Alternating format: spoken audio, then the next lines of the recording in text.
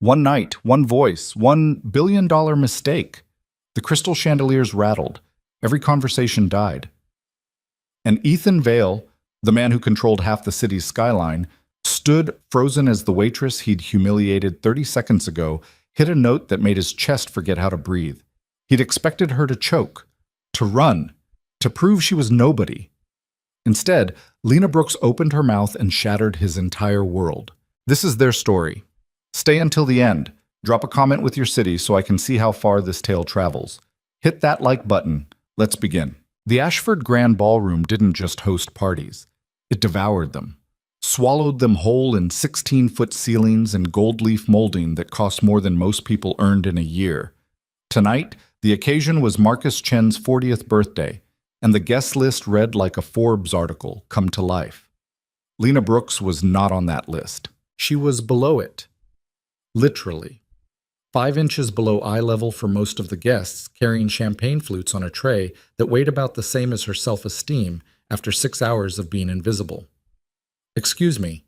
She slipped between a hedge fund manager and his third wife. Neither one acknowledged her. The wife's perfume was so expensive it probably had a stock portfolio. Lena had exactly $47 in her checking account. She knew the number because she'd checked it 3 times that morning, as if repetition might magically add zeros. The champagne flutes clinked softly as she moved. She'd learned the rhythm. Glide, don't walk, smile, don't speak. Exist at the edges of their vision like well-placed furniture. More wine, someone said to her left. Not to her.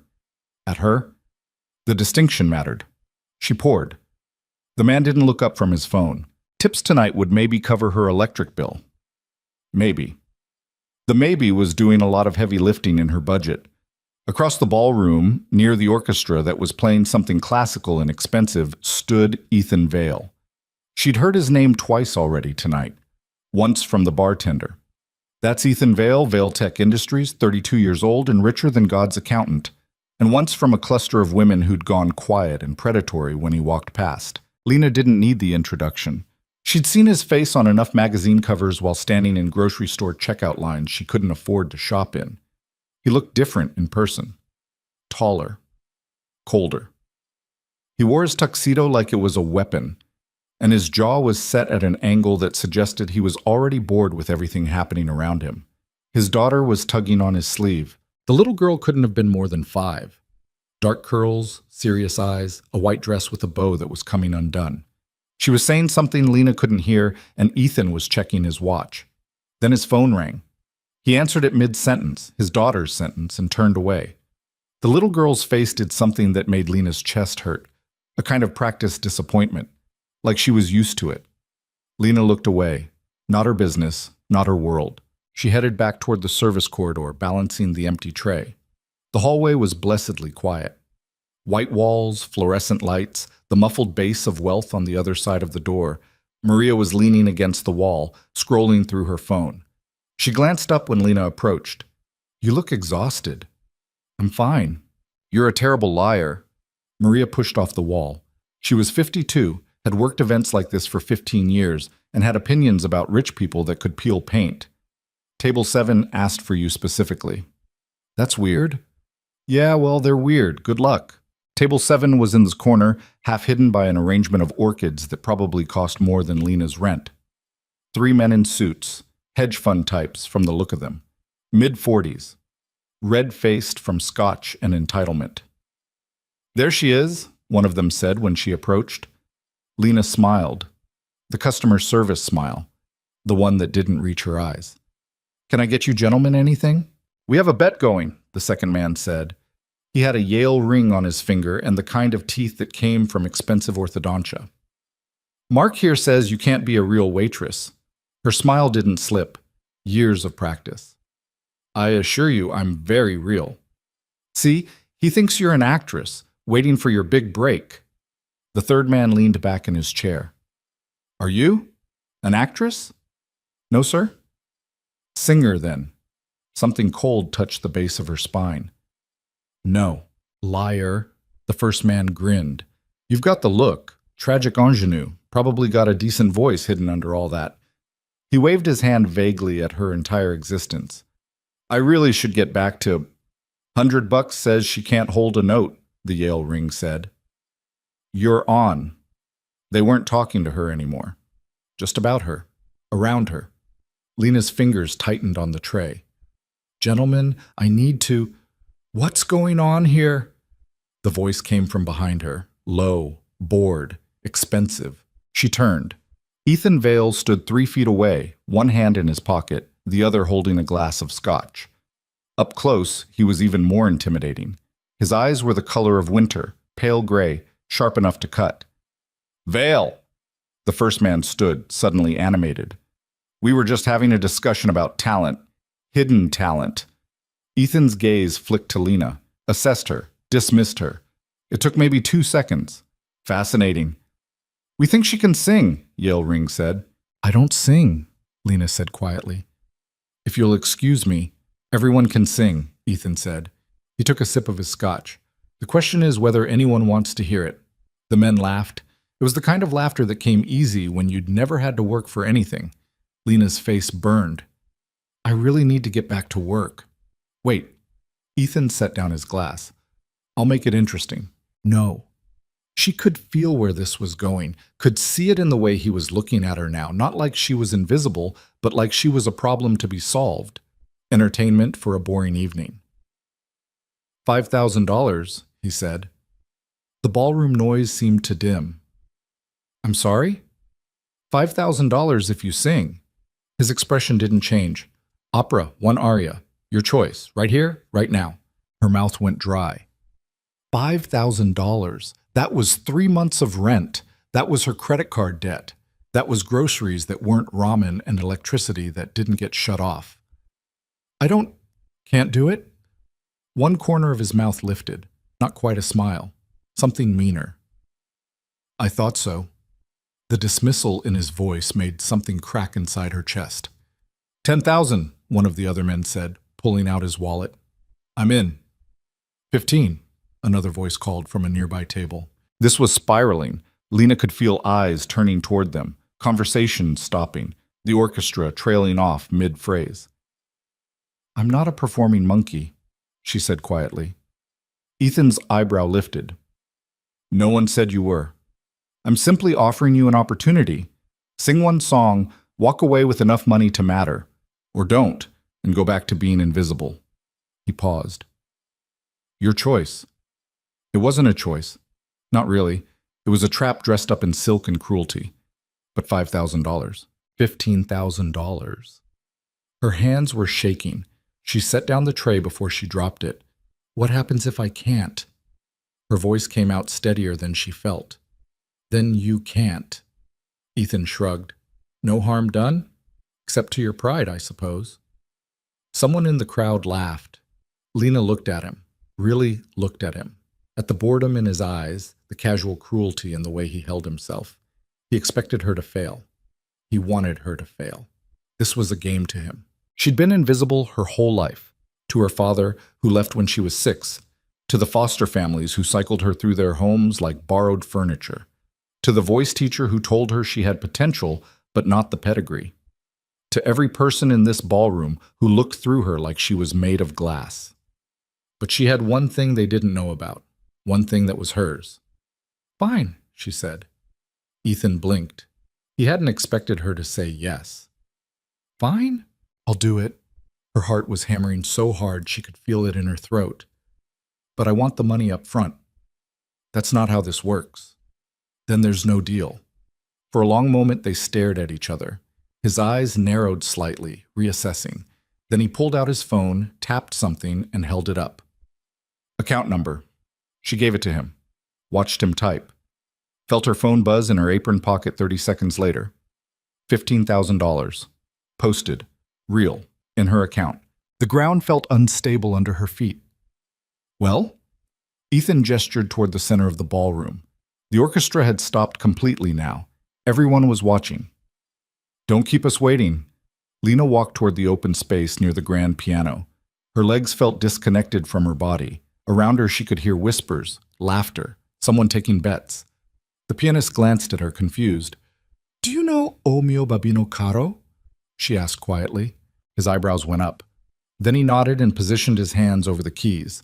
Lena closed her eyes. Somewhere in the back of her mind, Mrs. Chen's voice echoed. Her old teacher, the only person who'd ever believed in her. Singing isn't about technique, Lena. It's about truth. Find the truth in the music, and everything else follows. The piano began. Soft, delicate Puccini. She let the first few measures wash over her. Let herself forget about the crowd, about Ethan Vale's cold eyes, about the fact that she was standing in a ballroom full of people who wanted her to fail. Then she opened her mouth and sang. The first note came out clear and pure, floating up toward the chandelier. The second followed, richer, gathering strength. O mio babbino caro, mi piace, è bello, bello. The Italian rolled off her tongue like water, like prayer, like every emotion she'd ever swallowed down and kept quiet. In the seventh row, a woman's champagne glass stopped halfway to her lips. At table 7, the men who'd started this went very still.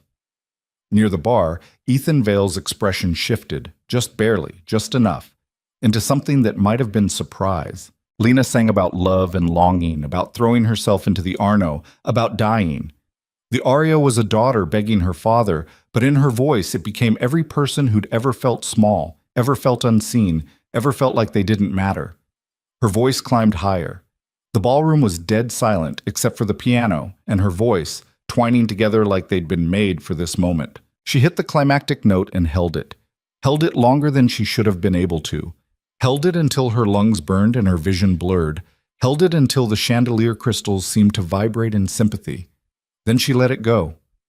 Let the final phrase fall soft and broken and beautiful. Babbo, pietà, pietà. The last note faded into silence. For 3 seconds, nobody moved. Then someone started clapping. Then someone else. Then the entire ballroom erupted. Lena opened her eyes. The faces around her had changed. They were looking at her now. Really looking, not through her, at her. She felt exposed.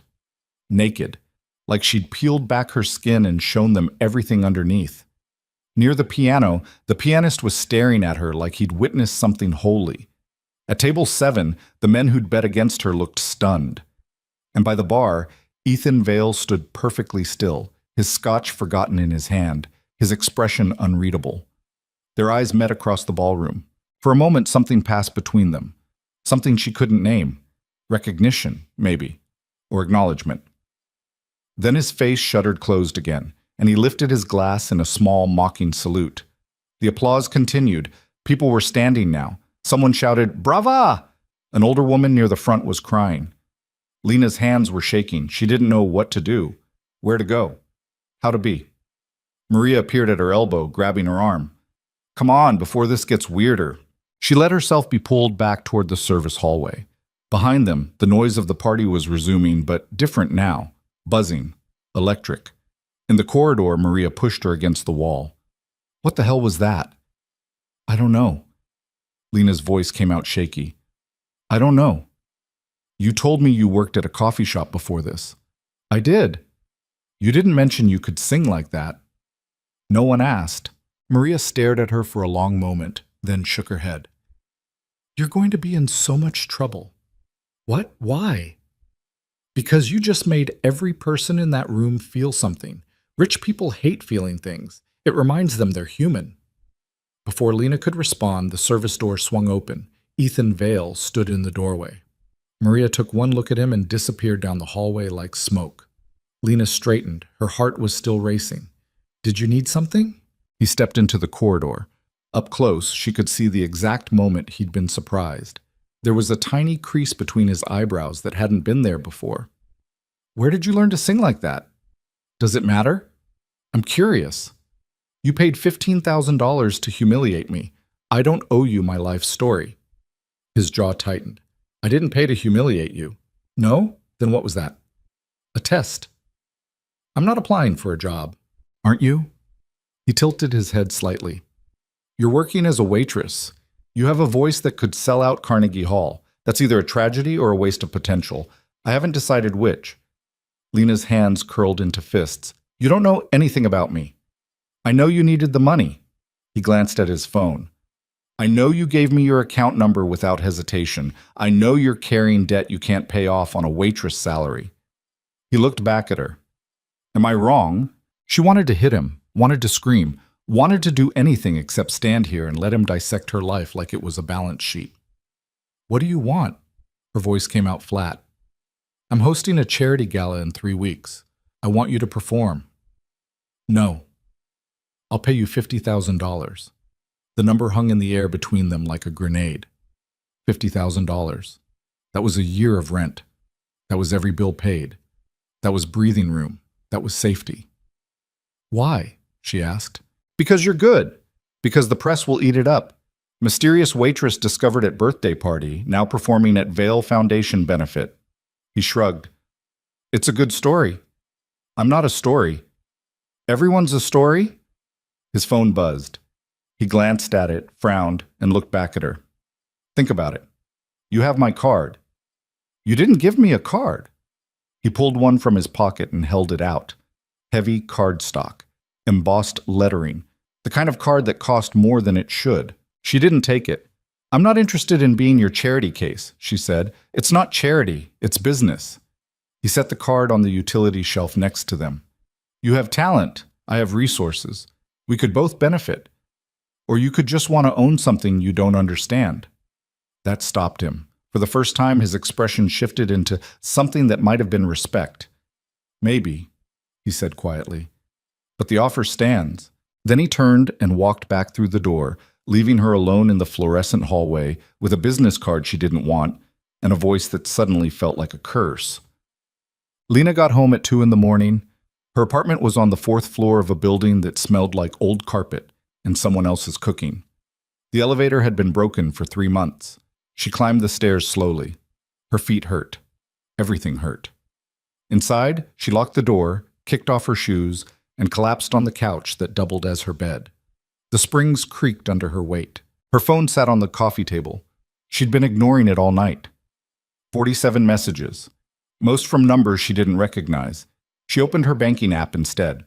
$15,347. Real. Still there. She stared at the number until it blurred. Then she started crying.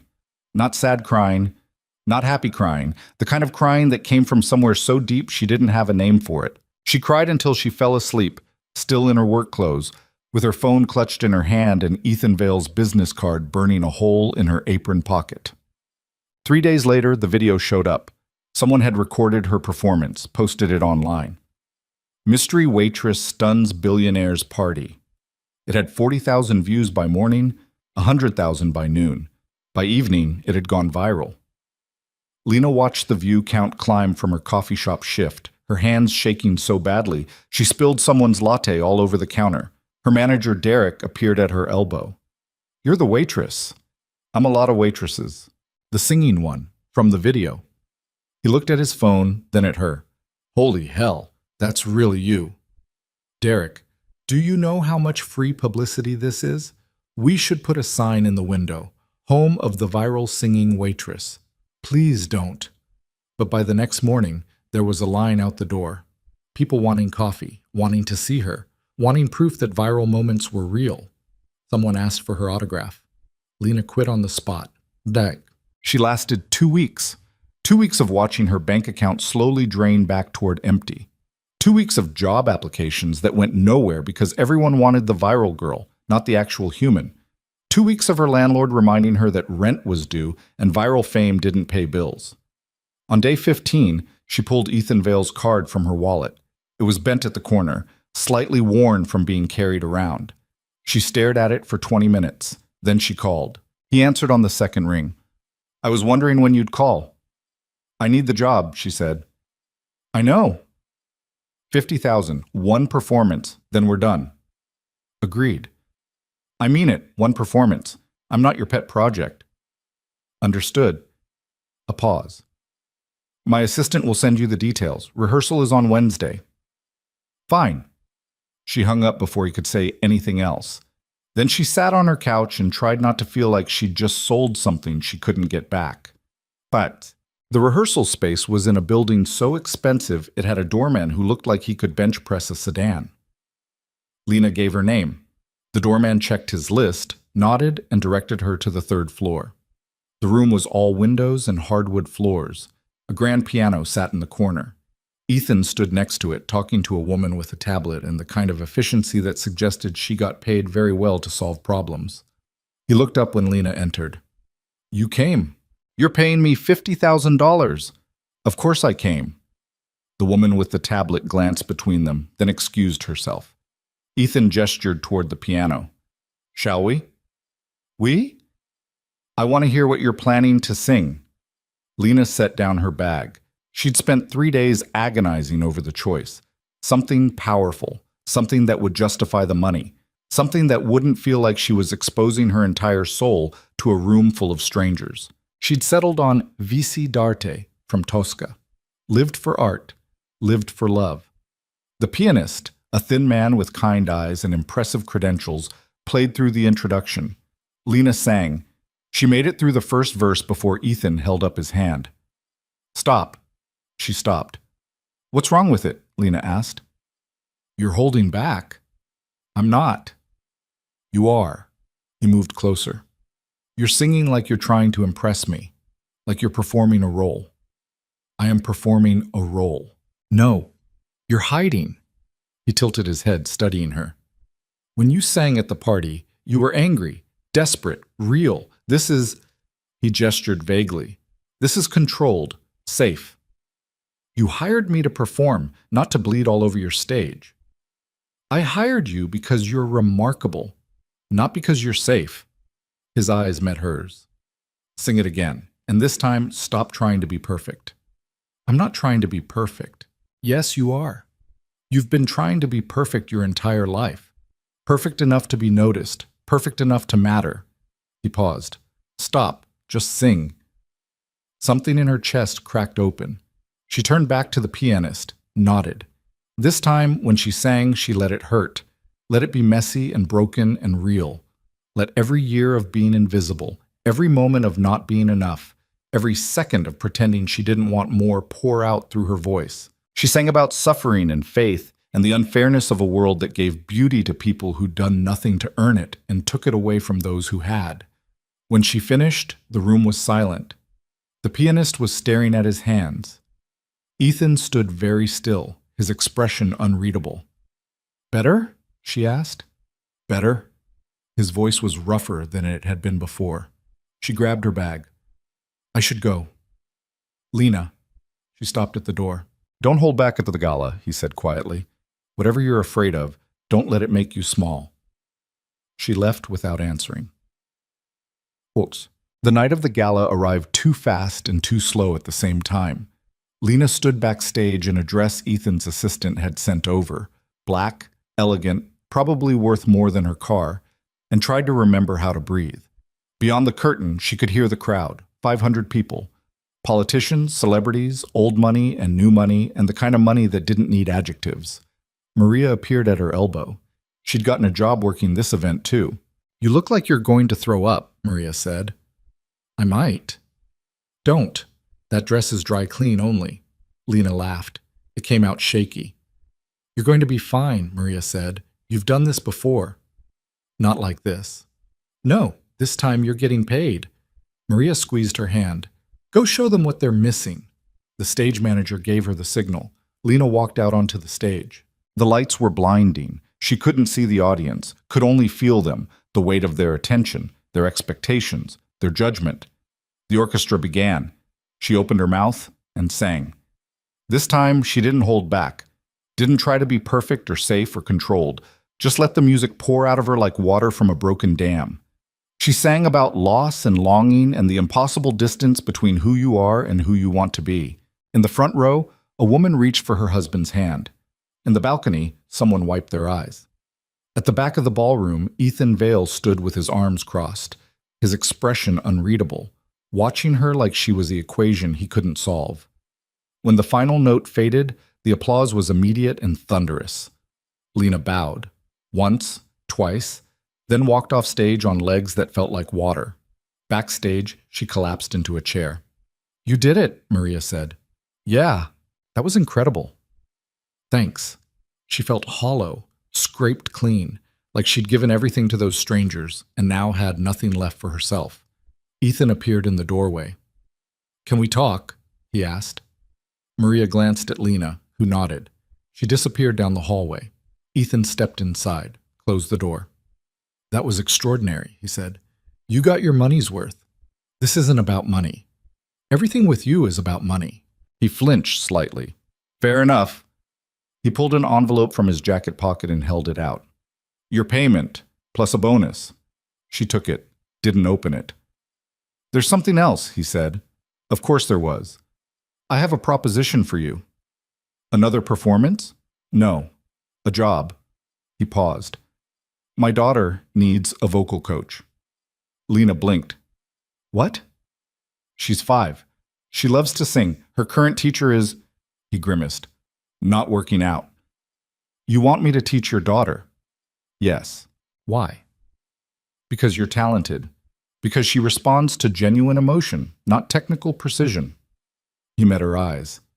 "Because I think you'd be good at it." "I've never taught anyone before." "Then you'll learn together." He pulled out another card, this one with an address. "Think about it. The pay is generous, the hours are flexible, and my daughter deserves someone who understands what it means to love music, not just perform it." Lena looked at the card, at the address in a neighborhood she'd never been able to afford. "I'll think about it," she said. He nodded, then left, leaving her alone with an envelope full of money and a choice she didn't know how to make. She opened the envelope. $75,000. 25 more than they'd agreed. She stared at the check until the numbers blurred. Then she tucked it carefully into her bag, straightened her shoulders, and walked back out into a world that suddenly felt a lot more complicated than it had 6 weeks ago. The check sat on Lena's kitchen counter for 3 days before she deposited it. Even then, she half expected it to bounce. Expected someone to call and say there'd been a mistake, that she wasn't actually worth $75,000 for 2 hours of work. But the money cleared, showed up in her account like a small miracle she didn't know what to do with. She paid off her credit cards first, then her student loans, then sat on her couch staring at the remaining balance and feeling like she'd stolen something. Ethan's card with his daughter's address was still in her wallet. She'd looked at it maybe 50 times. Never called. Teaching a 5-year-old seemed simple enough, except nothing involving Ethan Vale was ever simple. She'd learned that much already. On day 4, her phone rang. Unknown number. "Miss Brooks." A woman's voice, professional, clipped. "This is Caroline Pierce, Mr. Vale's personal assistant. He asked me to follow up regarding the position we discussed." Lena closed her eyes. "I haven't decided yet." "Of course. However, Mr. Vale wanted me to inform you that his previous vocal instructor terminated her contract yesterday. His daughter's lessons are currently suspended, and he'd like to resume them as soon as possible." There was something in the way Caroline said it, not quite desperate, but close. "What happened to the other teacher?" Lena asked. A pause. "She found Sophia challenging." "Challenging how?" "Perhaps it would be better if you met her yourself. Would tomorrow at 10 work for you?" Lena looked around her apartment, at the peeling paint and the radiator that clanked and the window that didn't quite close all the way. She'd paid her rent through the end of the year, but that money wouldn't last forever. "Fine," she said. "Tomorrow at 10. "Excellent. I'll send a car." "That's not necessary." But Caroline had already hung up. The car arrived at 9:30. Black, sleek, the kind that had a driver who opened doors and didn't make small talk. The kind Lena had only ever seen in movies. She climbed in wearing the nicest thing she owned that wasn't the dress from the gala, a gray sweater and black pants that were almost professional if you didn't look too close. The drive took 40 minutes. Out of her neighborhood, through progressively nicer ones, until they reached a part of the city where the buildings had names instead of numbers, and doormen who looked like they could end you. Ethan's building was all glass and steel and the kind of architecture that won awards. The penthouse took up the entire top floor. Caroline met her in the lobby. She was maybe 40, with perfect posture and eyes that cataloged everything in 3 seconds flat. "Miss Brooks? Thank you for coming." She handed Lena a tablet. "This is Sophia's schedule, her dietary restrictions, and notes from her previous instructors. Mr. Vale is currently in a meeting but should be available shortly." Lena glanced at the tablet. The schedule was color-coded. The dietary restrictions took up 2 pages. The notes from previous instructors were extensive. "How many teachers has she had?" Lena asked. 6, in the past year. 6? Sophia is very particular. Caroline led her toward the private elevator. She's also extremely intelligent, which can be difficult for teachers who aren't prepared for that level of engagement. The elevator opened directly into the penthouse. Lena stepped out and tried not to stare. Floor-to-ceiling windows overlooked the entire city. The furniture was modern and expensive and looked like no one had ever actually sat on it. Everything was white or black or chrome, perfectly placed, perfectly clean. It looked like a magazine spread, not a home. "This way," Caroline said. They walked down a hallway lined with abstract art that probably cost more than Lena's car. At the end was a door slightly ajar. Inside, a little girl sat on the floor surrounded by books. Dark curls pulled back with a headband. Serious eyes. The same white dress from the party, now wrinkled and marked with what looked like marker stains. "Sophia," Caroline said gently, "your new vocal instructor is here." Sophia looked up, studied Lena with the kind of intensity that was unnerving in a 5-year-old. "You're the waitress," she said. "I was," Lena said. "Now I'm your teacher, if you want." "Do you know my daddy?" "We've met." "Do you like him?" The question was so direct it took Lena a second to process. "I don't really know him." "Most people don't." Sophia went back to her book. "He's very busy." Caroline cleared her throat. "I'll leave you two to get acquainted. Mr. Vale should be finished shortly." She left, closing the door behind her. Lena stood there awkwardly. She'd prepared for teaching, for vocal exercises and breathing techniques, not for a 5-year-old who talked like a tiny adult. "What are you reading?" Lena asked finally. Sophia held up the book. "The Secret Garden." "That's a good one." "It's sad." Sophia looked back at the page. "Everyone's sad and they don't know how to fix it." Lena sat down on the floor, not on the pristine white rug, but close enough. "Yeah, but they figure it out eventually." "Do they? You haven't finished it?" "I started it 3 times. I always stop at the same part." Sophia closed the book carefully. "When Mary finds the garden, because I know what happens next and I don't want it to." "What happens next?"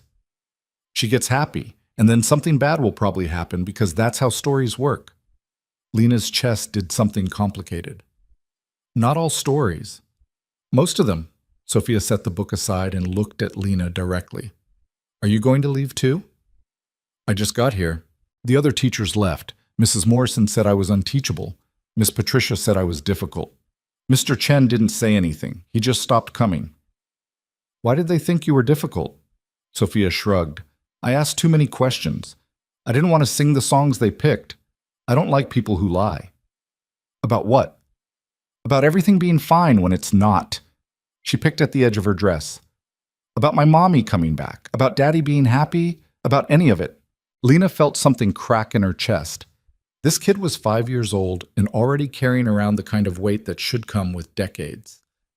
"I'm not going to lie to you," Lena said quietly. "Promise?" "Promise." Sophia studied her for a long moment, then nodded. "Okay. You can stay." "I'm honored." "Don't be. I might still hate you tomorrow." Lena laughed. Couldn't help it. "Fair enough." "Do you want to hear me sing?" Sophia asked. "Only if you want to." "I do." She stood up, brushed off her dress, and walked over to a small keyboard in the corner. "Miss Patricia said I have perfect pitch, but poor breath control. Mr. Chen said I rush the tempo. Mrs. Morrison said I'm too quiet." "What do you say?" Sophia thought about it. "I say I don't like singing when people are watching me like I'm going to mess up." "Then don't think of it as performing. Think of it as—" Lena paused. "Think of it as telling a secret. Just you and the music." Sophia's eyes brightened slightly. She pressed a key on the keyboard, then another, started humming something Lena didn't recognize. Then she sang. Her voice was small and sweet and surprisingly strong for someone her age. She sang a lullaby, something simple, something pure, and Lena could hear the potential underneath, the natural musicality, the emotion. When she finished, she looked at Lena nervously. "What did you think?" "I think you're going to be extraordinary," Lena said honestly. But more than that, I think you already love music. And that's the most important part. Sophia smiled. Actually smiled. It transformed her whole face. Can you teach me the song you sang at the party? That's opera. It's pretty advanced. I don't care. I want to learn it. It's in Italian. I'm learning French. Italian can't be that different. Lena bit back a laugh. Okay, we'll work up to it. Deal? Deal. The door opened. Ethan stood in the doorway, still in his suit, his tie loosened slightly. He looked tired. More tired than he had at the party. I see you two have met, he said. Miss Brooks is going to teach me opera, Sophia announced. Is she? In Italian. Of course. His eyes met Lena's. Can I speak with you for a moment? Lena followed him out into the hallway. He closed the door behind them. Thank you for coming, he said. You didn't really give me a choice. You could have said no. Could I? He almost smiled. Almost. How did it go? She's smart, really smart, and she's been let down by a lot of people. I know. Do you? The words came out sharper than she meant them. His expression tightened. What's that supposed to mean? It means she's 5 years old and she's already figured out that the adults in her life aren't being honest with her. Lena crossed her arms. Where's her mother? That's not your concern. If I'm going to teach her, it is my concern. For a moment she thought he was going to tell her to leave. His jaw clenched, his eyes went cold. Then he exhaled slowly. Her mother left when Sophia was 2, he said quietly. Sent divorce papers from Paris and hasn't contacted us since. Sophia asks about her sometimes. I tell her what I can. Which is? That some people aren't built for this, for family, for responsibility. He looked away. For staying. The bitterness in his voice was so raw it made Lena's throat tight. I'm sorry, she said. Don't be. We're fine. But he wasn't fine. Neither was his daughter. Anyone could see that. The job is yours if you want it, Ethan said. 3 days a week, 2 hours per session, $50,000 a year. Lena's brain stuttered. That's too much. It's what you're worth. You don't know what I'm worth. I know you made my daughter smile for the first time in weeks. I know you're honest with her. And I know she already trusts you more than she trusted anyone else I hired. He met her eyes. So yes, that's what you're worth.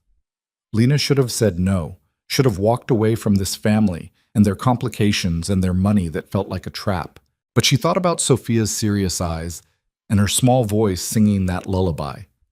Thought about what it felt like to be 5 years old and invisible. Okay, she said. I'll do it. Relief flickered across his face, gone so fast she almost missed it. Good. Caroline will handle the contract and logistics. One condition. He raised an eyebrow. Which is?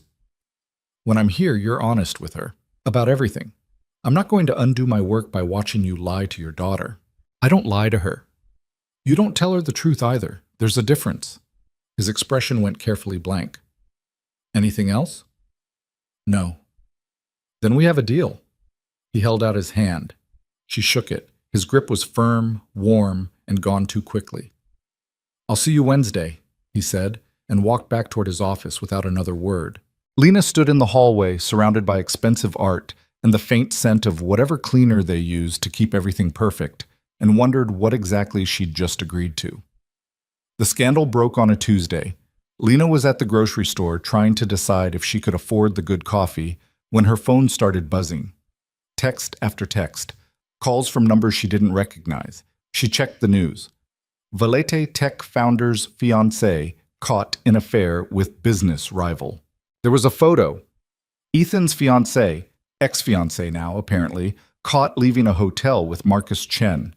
The same Marcus Chen whose birthday party had started all of this. Lena scrolled through the article.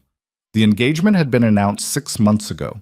High society wedding planned for next spring. Merger of 2 tech dynasties. Except now there was no engagement, no wedding, just photos and speculation and the kind of public humiliation that came with being rich and visible. Her phone rang. Caroline. Miss Brooks, I'm calling to inform you that this week's lessons are canceled. Is Sophia okay? She's fine. Mr. Vale is dealing with some personal matters and felt it would be best to postpone. Does she know about the news? A long pause. She's 5. That's not an answer. Mr. Vale will handle it. Will he? Caroline's voice went cool. I'll be in touch regarding rescheduling. She hung up.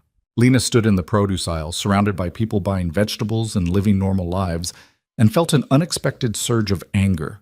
She shouldn't care. This wasn't her family, wasn't her problem. She was just the vocal coach. Except Sophia's voice kept echoing in her head. About my mommy coming back. About Daddy being happy. About any of it. Lena bought the expensive coffee and went home. The news got worse. By Wednesday, every outlet was covering it. Not just the affair, but the business implications.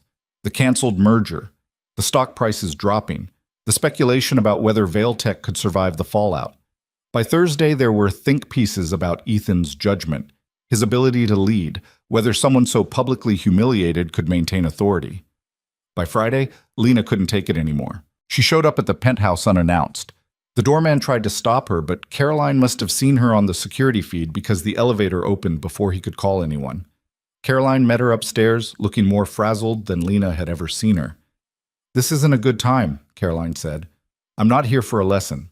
I'm here to check on Sophia. She's fine. Let me see her. Miss Brooks, either you let me see her, or I'm going to stand here and make a scene. Your choice. Caroline's jaw tightened. Then she stepped aside. Sophia was in her room, sitting on her bed with the same book from before. She looked up when Lena entered. You came, she said quietly. Of course I came. Caroline said you weren't coming anymore. Caroline was wrong. Lena sat down next to her. How are you doing? Sophia shrugged.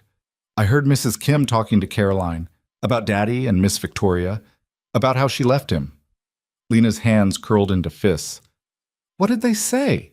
That Daddy should have seen it coming, that Miss Victoria never really loved him, that our family is cursed. She looked at Lena with those 2 old eyes. What's cursed mean? It means people are being cruel and saying things they shouldn't. Is it true? That Miss Victoria didn't love us? Us, not him. Us. I think, Lena said carefully, that some people don't know how to love in a way that's healthy. And that's not about you or your dad being cursed. It's about them. Will Daddy be okay? I think so, but it might take some time. Sophia nodded slowly, then, can we still do lessons?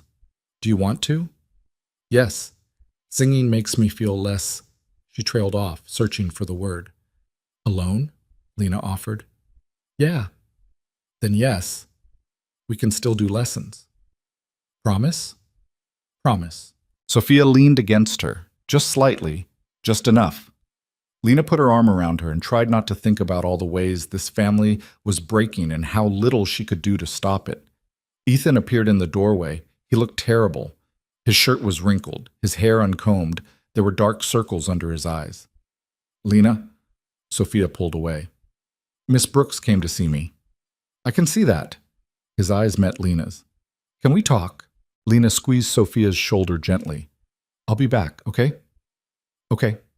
She followed Ethan down the hall to his office. It was the first time she'd been in this room, all dark wood and leather and windows that overlooked a city that suddenly felt very far away. He closed the door. You shouldn't be here, he said. Sophia needed someone. She has Caroline. She has her grandmother. She has people who work for you and a grandmother who probably has opinions about all of this. Lena crossed her arms. She needed someone who wasn't going to lie to her. I'm not lying to her. No, you're just avoiding her, which is worse. His expression went dangerous. You don't know anything about my life. I know your daughter thinks she's cursed. I know she's scared you're going to fall apart. I know she's 5 years old and carrying around adult problems because the adults around her won't be honest. Get out. No. Excuse me? I said no. Lena stepped closer. You hired me to teach your daughter. Part of that job is making sure she's okay. And right now she's not okay because you're not okay and everyone's tiptoeing around it. This is none of your business. Then fire me. Tell me to leave and never come back. She met his eyes. But we both know you won't, Because I'm the only person in this building who's not treating you like broken glass. They stared at each other. The air between them felt electric, dangerous. Then Ethan laughed. It was a bitter, broken sound. "You're right," he said quietly. "You're absolutely right." He sank down into his desk chair and put his head in his hands. Lena stood there, unsure what to do. This wasn't the cold, controlled man from the party. This was someone cracking under pressure. "I don't know how to do this," he said finally. "How to be enough for her, how to protect her from all of this." "You can't protect her from everything. I'm supposed to try."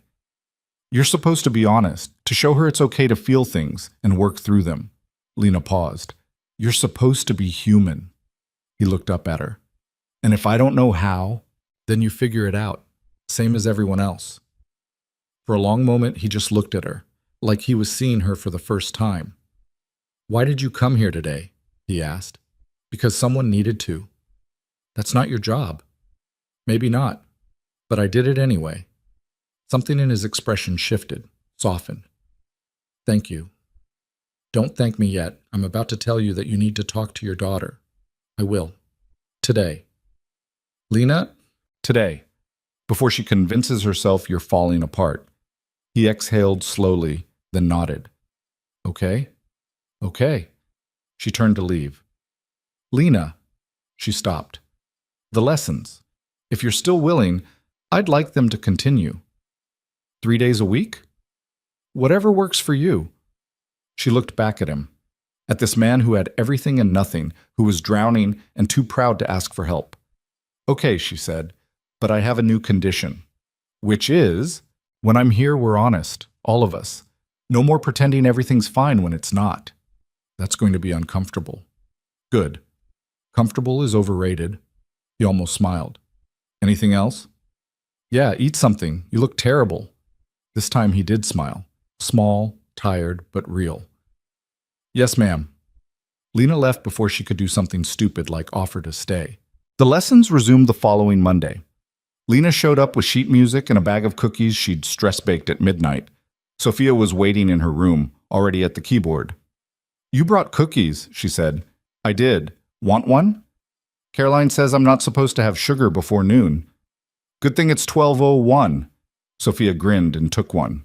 They worked through scales and breathing exercises. Sophia was good, better than good.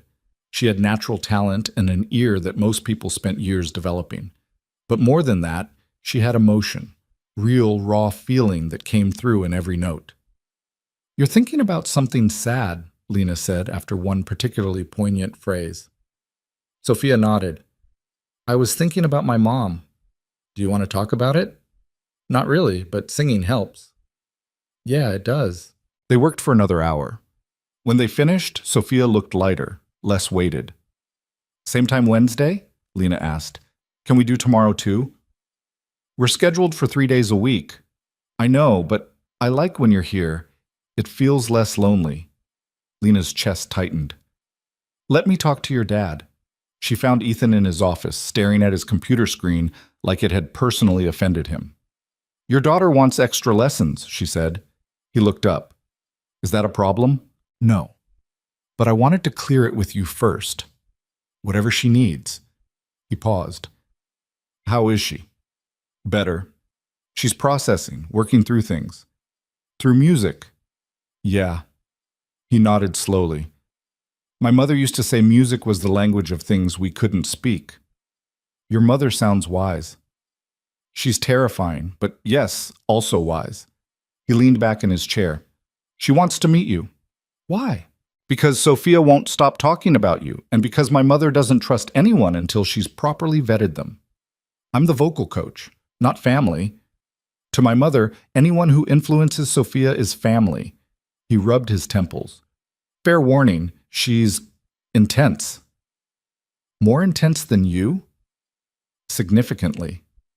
"I'll survive." His lips quirked. "We'll see." The meeting with Ethan's grandmother was scheduled for Thursday. Lena showed up in her most professional outfit and still felt underdressed. Eleanor Vale was 82, silver-haired, and had the kind of presence that made generals nervous. She sat in the penthouse living room like it was a throne room. So you're the waitress, she said when Lena entered. Former waitress, current vocal instructor. Eleanor studied her with eyes that missed nothing. Sit. Lena sat. My grandson says you're good with Sophia. We work well together. She's had 6 instructors this year. None of them lasted. I know. Why should you be different? Because I'm not trying to fix her. I'm trying to teach her. Eleanor's eyebrow raised. There's a difference? Always. A long pause, then Eleanor smiled. It was sharp and approving. You'll do, she said. For now. I'm honored. Don't be. I reserve the right to change my mind. She poured tea from a delicate china pot. Tell me about yourself. What would you like to know? Everything. Where you're from, how you learned to sing, why you were working as a waitress when you have that voice. Lena took the offered teacup. The china was so thin she could see light through it. I grew up in foster care, she said. 11 different homes by the time I was 18. Music was the one constant. I had a teacher who believed in me, helped me apply to conservatories. But I didn't get in. Wrong background, wrong connections. So I worked and sang when I could and tried to survive. And my grandson found you. He humiliated me at a party, then paid me to sing. Eleanor laughed. Genuine, delighted. That sounds like Ethan. Terrible at people skills, excellent at recognizing talent. He's not as bad as he pretends to be. No, he's not. Eleanor set down her cup. He's scared of failing Sophia, of becoming like his father, of letting anyone close enough to hurt him again. That's not really my business. Perhaps not. But you care. I can see it. Eleanor leaned forward slightly. Be careful, Miss Brooks. My family is complicated. We break people who aren't prepared for that. I'm just the vocal coach. Are you? The question hung in the air between them. Lena left an hour later with Eleanor's approval and a feeling she'd just been given a warning she didn't fully understand. By the end of the month, Lena had settled into a routine. Monday, Wednesday, Friday with Sophia. 2 hours each session. Sometimes Ethan was there working in his office. Sometimes he wasn't. When he was there, they fell into a strange sort of rhythm. He'd appear in the doorway when the lesson ended, ask how it went. Lena would give him honest updates. Sometimes he'd stay for a few minutes, watch Sophia play. Sometimes he'd disappear back into his work. They didn't talk about the scandal, about Victoria, or the merger, or any of it, but Lena could see it wearing on him, in the way his shoulders stayed tense, in the lines around his eyes, in the moments when he thought no one was looking and let his mask slip. One Friday, Sophia fell asleep during their lesson, just curled up on the couch mid-song and drifted off. Lena found Ethan in his office. She's asleep, Lena said quietly. He looked up. Already? She's exhausted. Has she been sleeping? She says she is. That's not an answer. He sighed. She's been having nightmares, waking up several times a night. About what? She won't tell me. Lena leaned against the doorframe. Have you asked? Of course I've asked. No, have you really asked? Sat down with her, no distractions, and actually asked? His jaw tightened. I don't have time for make time. You don't understand. I understand that your daughter is scared, and you're so busy managing the fallout from your public humiliation that you're missing it. The words came out harsher than she meant. Ethan's expression went cold. Get out. Ethan, I said get out. Lena left, grabbed her bag and walked to the elevator with her heart pounding. She'd gone too far, crossed a line. He was going to fire her, and she deserved it. But when she got to the lobby, Caroline was waiting. Mr. Vale asked me to give you this. She handed Lena an envelope. Inside was a check, for the month's salary plus a bonus. And a note, in Ethan's sharp handwriting, You're right, thank you. Lena stood in that expensive lobby, surrounded by marble and money, and realized she was in way over her head. The nightmares got worse before they got better. Lena heard about them secondhand through Caroline, who mentioned in passing that Sophia had woken up screaming 3 times the previous night, that Ethan had stayed up with her until dawn, that neither of them were sleeping. When Lena arrived for their Monday lesson, Sophia looked hollow. Dark circles under her eyes, her hair pulled back messily. She was wearing the same dress from Friday. Did you sleep at all? Lena asked gently. Sophia shook her head. Want to talk about it? The dreams are about Mommy and Miss Victoria and everyone leaving. Her voice was so small. In the dream, Daddy leaves too, and I'm alone in the big apartment and no one comes back.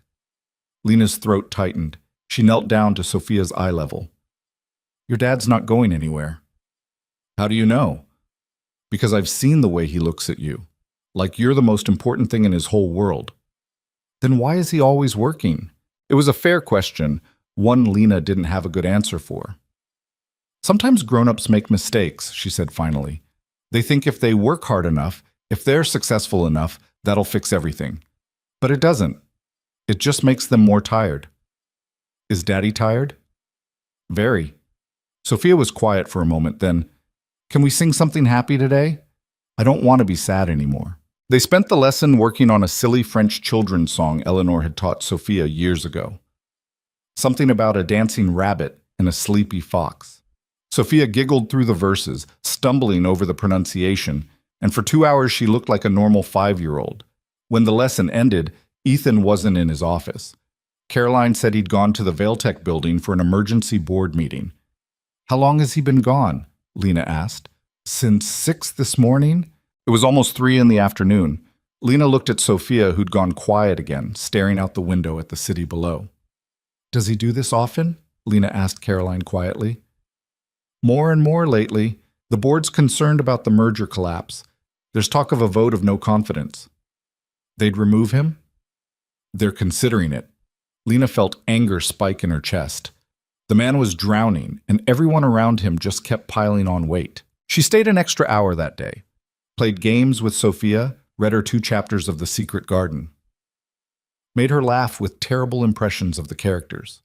When Ethan finally came home at 7, Sophia was asleep on the couch, curled up against Lena's side.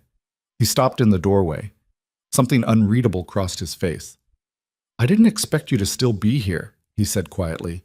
She needed someone. That's not your job. So you keep saying. Lena carefully extracted herself from Sophia's grip and stood. How was the meeting? Terrible. He loosened his tie. They want me to step down temporarily. Let someone else handle operations while I deal with personal matters. Are you going to? No. His voice was hard. This is my company. I built it from nothing. I'm not walking away because my ex-fiancé decided to sleep with my competitor. Even if it's destroying you? He looked at her sharply. I'm fine. You're not. And your daughter knows it. Lena, she had nightmares about you leaving, about being abandoned again. Lena picked up her bag.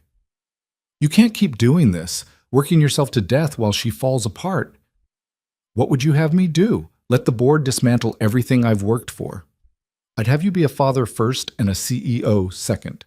The words hung between them like a challenge. Ethan's expression went carefully blank. You don't understand what's at stake. No, I don't, because I've never had anything to lose. She moved toward the elevator. But I know what it feels like to be a kid who's invisible to the one person who should see them.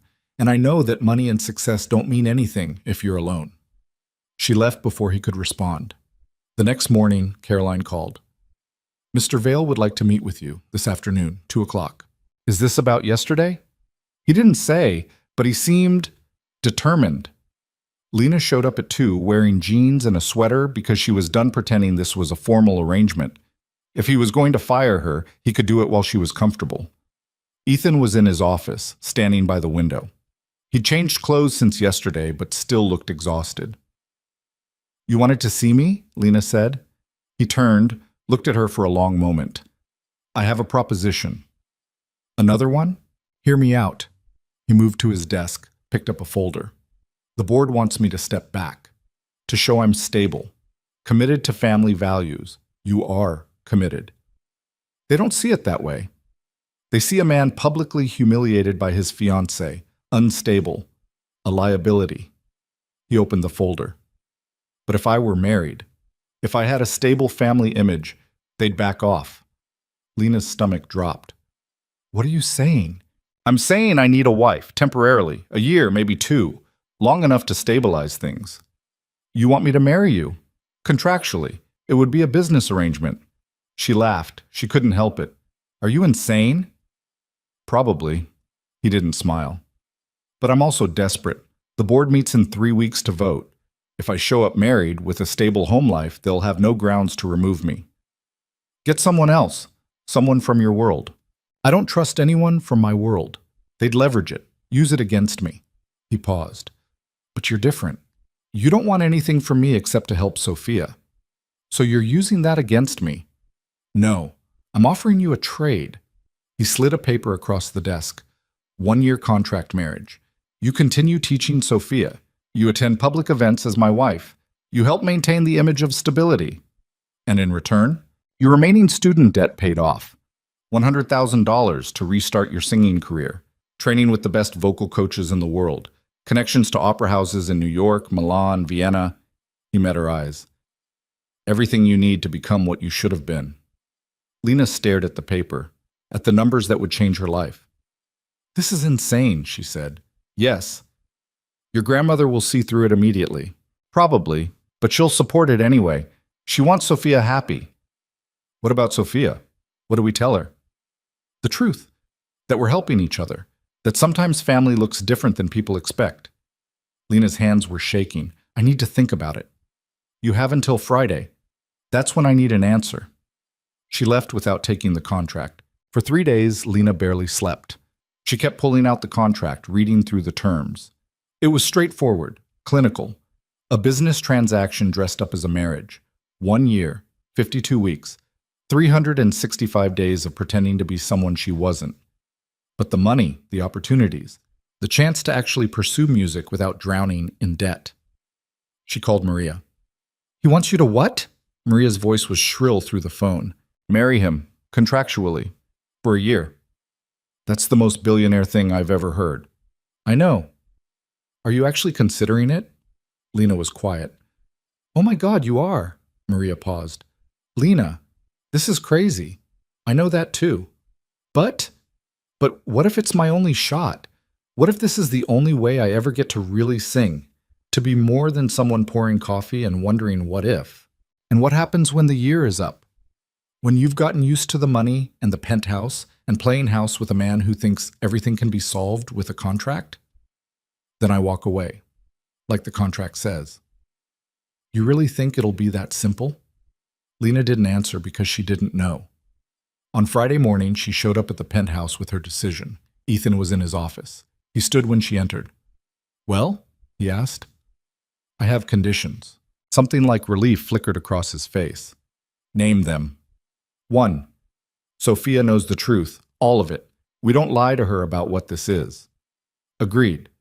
2. I keep my own apartment. I'll stay here during the week for appearances, but I need somewhere that's mine. Done. 3. When the year is up, we're done. No extensions, no renegotiating. I walk away free and clear. He hesitated on that one, just for a second. Agreed. And 4. She looked him directly in the eyes. You actually try. With Sophia. No more 16-hour days, no more choosing work over her. You be the father she deserves. His jaw tightened. That's not really part of the business arrangement. It is now. Take it or leave it. For a long moment, he just looked at her. Then he held out his hand. Deal. She shook it. His hand was warm, his grip firm. When do we start? She asked. Tomorrow. I've arranged for you to meet with a stylist. We'll need photos for the announcement. That fast? The board meeting is in 2 weeks. We need to control the narrative before they do. Lena felt the ground shift under her feet. This was happening, actually happening. Okay, she said. Tomorrow. He pulled out a small box from his desk drawer. Inside was a ring, simple, elegant, a single diamond on a platinum band. It was my grandmother's, he said. From her first marriage, before my grandfather. She said you should have something real. Eleanor knows? I told her this morning. She laughed for 5 minutes straight. Then she said you were either very brave or very stupid. What do you think? I think you're both. He held out the ring. May I? She extended her hand. It was shaking slightly. He slid the ring onto her finger. It fit perfectly. Of course it did. Eleanor had probably measured her teacup grip or something equally devious. How does it feel? He asked. Like I just signed my life away. You signed it for a year, there's a difference. Is there? He didn't answer. The announcement went out Monday morning, a simple press release. Ethan Vale, CEO of Valetech Industries, was pleased to announce his marriage to Lena Brooks, acclaimed soprano. The ceremony had been private, intimate. They were looking forward to building a life together. By noon, Lena's phone had exploded. Calls from reporters, emails from people she hadn't spoken to in years, text messages from Aria that were mostly capitalized swearing. The photos ran in every major outlet. Lena and Ethan on the penthouse balcony, her hand in his, the city spread out behind them. She was wearing a dress the stylist had picked. He was in a suit. They both looked happy. It was completely fake. The comments online were vicious. Half the internet thought she was a gold digger. The other half thought Ethan was rebounding too fast. Everyone had an opinion about a relationship they knew nothing about. Don't read the comments, Ethan said that evening.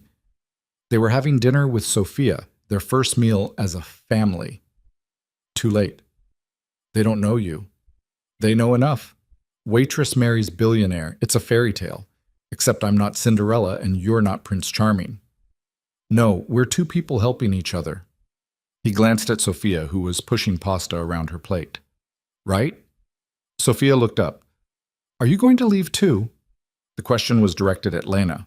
No, Lena said firmly. I'm not going anywhere. Everyone says that. I know, but I mean it. How do I know you mean it? Lena thought about it. Then she pulled off Eleanor's ring and held it out to Sophia. Hold on to this. When I break my promise, you can keep it. But if I keep my promise, I want it back in exactly 1 year. Deal? Sophia took the ring carefully, studied it. Then she looked at Lena with those two wise eyes. Okay, deal. She put the ring on her own finger. It was way too big, so she curled her hand into a fist to keep it from sliding off. Ethan was staring at Lena like she'd done something incomprehensible. What? Lena asked. That ring is worth more than most people's cars. Then I better keep my promise.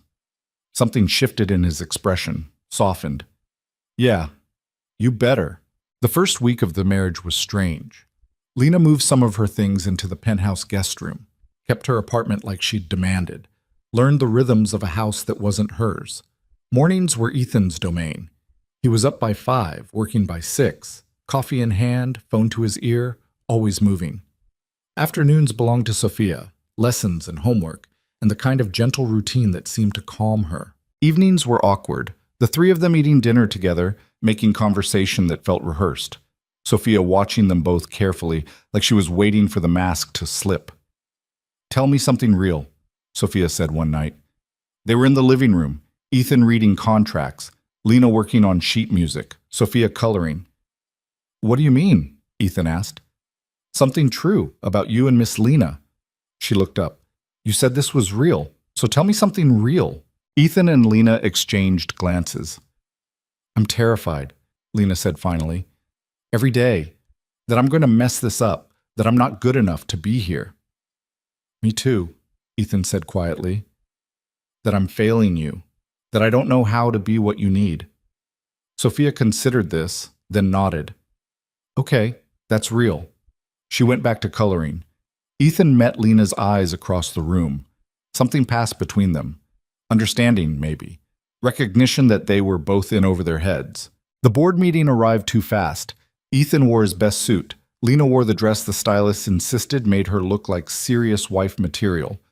They rode to the Valetech building in silence. You don't have to do this, Ethan said in the elevator. You can wait outside. I'm your wife. I should be there. It's just for show. Then let me show. The boardroom was all glass and steel and men in expensive suits. They stood when Lena entered, shook her hand, smiled with teeth that didn't reach their eyes. She sat in the chair beside Ethan and tried not to feel like she was drowning. The meeting started. Financial reports. Quarterly projections. The kind of business speak that made her head hurt. Then Marcus Chen's father stood up. We need to address the elephant in the room, he said. The scandal, the merger collapse, the question of leadership stability. I'm married now, Ethan said calmly. My personal life is stable. Married for 3 weeks, to a woman no one had heard of a month ago. The older Chen smiled coldly. Forgive me if that doesn't inspire confidence. My relationship with my wife is none of the board's business. It is when it affects stock prices. Lena felt every eye in the room turn to her, assessing, judging. She stood. With all due respect, Mr. Chen, my marriage is real. Not a PR stunt, not damage control. She looked around the room. I understand you have concerns, but Ethan Vale built this company from nothing. He's brilliant, driven, and yes, he's had personal setbacks, but removing him now would be the worst decision you could make. And you're qualified to make that assessment? Another board member, younger, smug. I'm qualified to know that stability isn't about optics. It's about commitment. And Ethan's committed to this company, to his daughter, to building something that lasts. She paused. Fire him if you want, but you'll regret it. Silence. Then Eleanor spoke from the far end of the table. Lena hadn't even realized she was there. The girl's right. My grandson is many things, but he's not a quitter, and his marriage is legitimate. I've vetted her personally. Coming from Eleanor, that apparently carried weight. The vote was called. It was close. Too close. But Ethan stayed. In the car afterward, he was quiet. Thank you, he said finally. For what? For standing up for me. You didn't have to. Yes, I did. That's what family does. He looked at her, really looked at her. Is that what we are? For the next year? Yes. Something flickered in his expression. Disappointment, maybe, but it was gone before she could name it. That night, a storm rolled in. The kind that made the penthouse windows rattle and the lights flicker. Lena was in her room when she heard crying. Sophia. She found her in the hallway, clutching Eleanor's ring, sobbing. Hey, what's wrong? The thunder, it's too loud, and Daddy's not here. Ethan was still at the office. Of course he was. Lena scooped Sophia up, carried her back to bed. Want me to stay? Yes? Lena climbed into bed beside her. Sophia curled against her side, small and shaking. Sing something, Sophia whispered. So Lena sang. The lullaby from the gala, soft and gentle and real. Sophia's breathing evened out. Her grip on the ring loosened. And when Ethan came home at midnight and found them like that, Lena asleep with his daughter in her arms, he stood in the doorway for a long time, just watching. Something in his chest cracked open. He'd built walls so high, he forgot what it felt like to let someone in. Forgot what warmth looked like, what home felt like. But here it was, in a guest room, with a woman he barely knew and a daughter who was finally sleeping through the night. He pulled out his phone, canceled his morning meetings, all of them. Then he went to his room and tried to remember the last time he'd put family first. The next morning, Sophia woke to find her father making pancakes. You're here, she said, stunned. I'm here. He flipped a pancake badly. It landed half on the counter. I'm also terrible at this. You're here, she said again, and launched herself at him. He caught her, held her tight, and over her head met Lena's eyes as she walked into the kitchen. Thank you, he mouthed. Lena nodded, and for the first time since this whole arrangement started, it felt like maybe they were building something real, even if none of them were ready to admit it yet. The weeks that followed developed their own rhythm. Ethan actually came home for dinner, most nights anyway. He'd clear his schedule by 6, walk through the door with his tie already loosened, and find Lena and Sophia in the kitchen attempting some recipe that usually ended in laughter and takeout. You're burning it, Lena said one evening, watching him try to saute vegetables. I'm not burning it. I'm caramelizing. It's smoking. That's how you know it's working. Sophia giggled from her perch on the counter. Daddy, it's black. He looked down. The vegetables were, in fact, black. Takeout? He suggested. Takeout, Lena agreed. They ordered Thai food and ate on the balcony while the sun set over the city. Sophia talked about her day, about the friend she'd made at her music class, about the book she was reading. Ethan listened, actually listened, asked questions, smiled. Lena watched him transform from CEO to father and felt something dangerous unfold in her chest. This wasn't supposed to happen. She wasn't supposed to care. But every time he laughed at one of Sophia's terrible jokes, Every time he helped with homework, even though he was exhausted, every time he looked at Lena like she was more than just a contract, she felt the walls she'd built start to crack. It terrified her. "You're staring," Ethan said quietly. Sophia had gone inside to get dessert. "Sorry." "Don't be." He was looking at her now. "I stare too. When you're singing with Sophia, when you think no one's watching." Her heart stuttered. "Ethan, I know, this is temporary, business arrangement. I know." He looked away. "But it's getting harder to remember that." Before Lena could respond, Sophia burst back out with ice cream. The moment passed. But it stayed with Lena, haunted her through the quiet hours when she couldn't sleep, when she'd wander the penthouse halls and wonder what she'd gotten herself into. The problem wasn't the arrangement, it was that somewhere along the way, it had stopped feeling like one. Then Victoria showed up. She appeared at the penthouse on a Tuesday afternoon. Lena answered the door because Caroline was out and Ethan was in a conference call. Victoria was everything Lena wasn't: tall, polished, the kind of beautiful that came from expensive maintenance. She wore a cream-colored suit that probably cost more than Lena's monthly salary. "You must be the replacement," Victoria said, looking Lena up and down. "I'm his wife. Can I help you?" "I need to speak with Ethan. He's in a meeting. I'll wait." Victoria walked past her like she owned the place. Lena's hands curled into fists. "You can't just—" "I lived here for 2 years. I can do whatever I want." Sophia appeared in the hallway. Froze when she saw Victoria. "Hello, Sophia," Victoria said. Her smile was cold. "Don't you look sweet?" Sophia didn't respond, just pressed herself against the wall. Lena stepped between them. "You need to leave." "Or what? You'll call security? I'm on the approved list." "Not anymore," Ethan's voice came from behind them.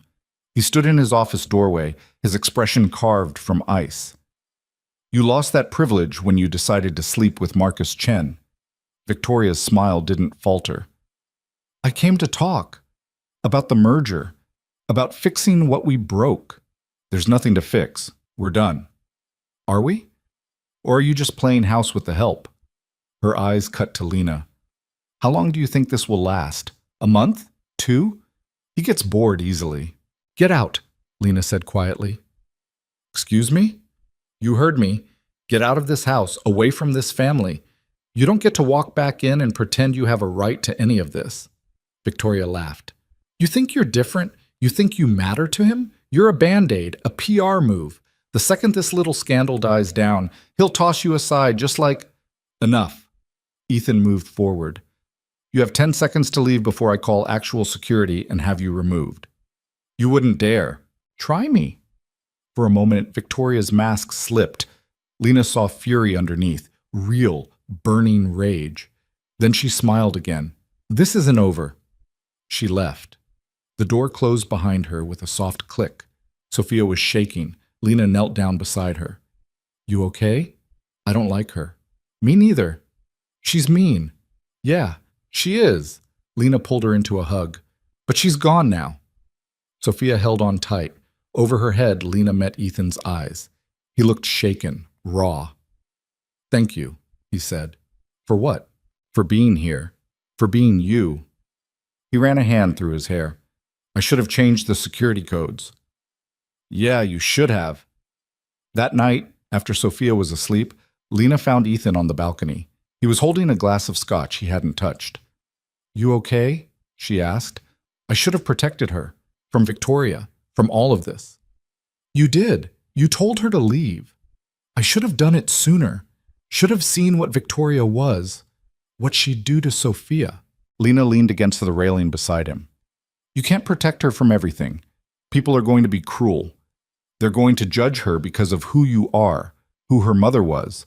All you can do is teach her that their cruelty says more about them than it does about her." "You sound like you're speaking from experience." "Foster care teaches you a lot about cruelty." She looked out at the city. "But it also teaches you resilience, how to survive people who don't see your worth." He turned to look at her. "I see it." "What?" "Your worth." His voice was rough.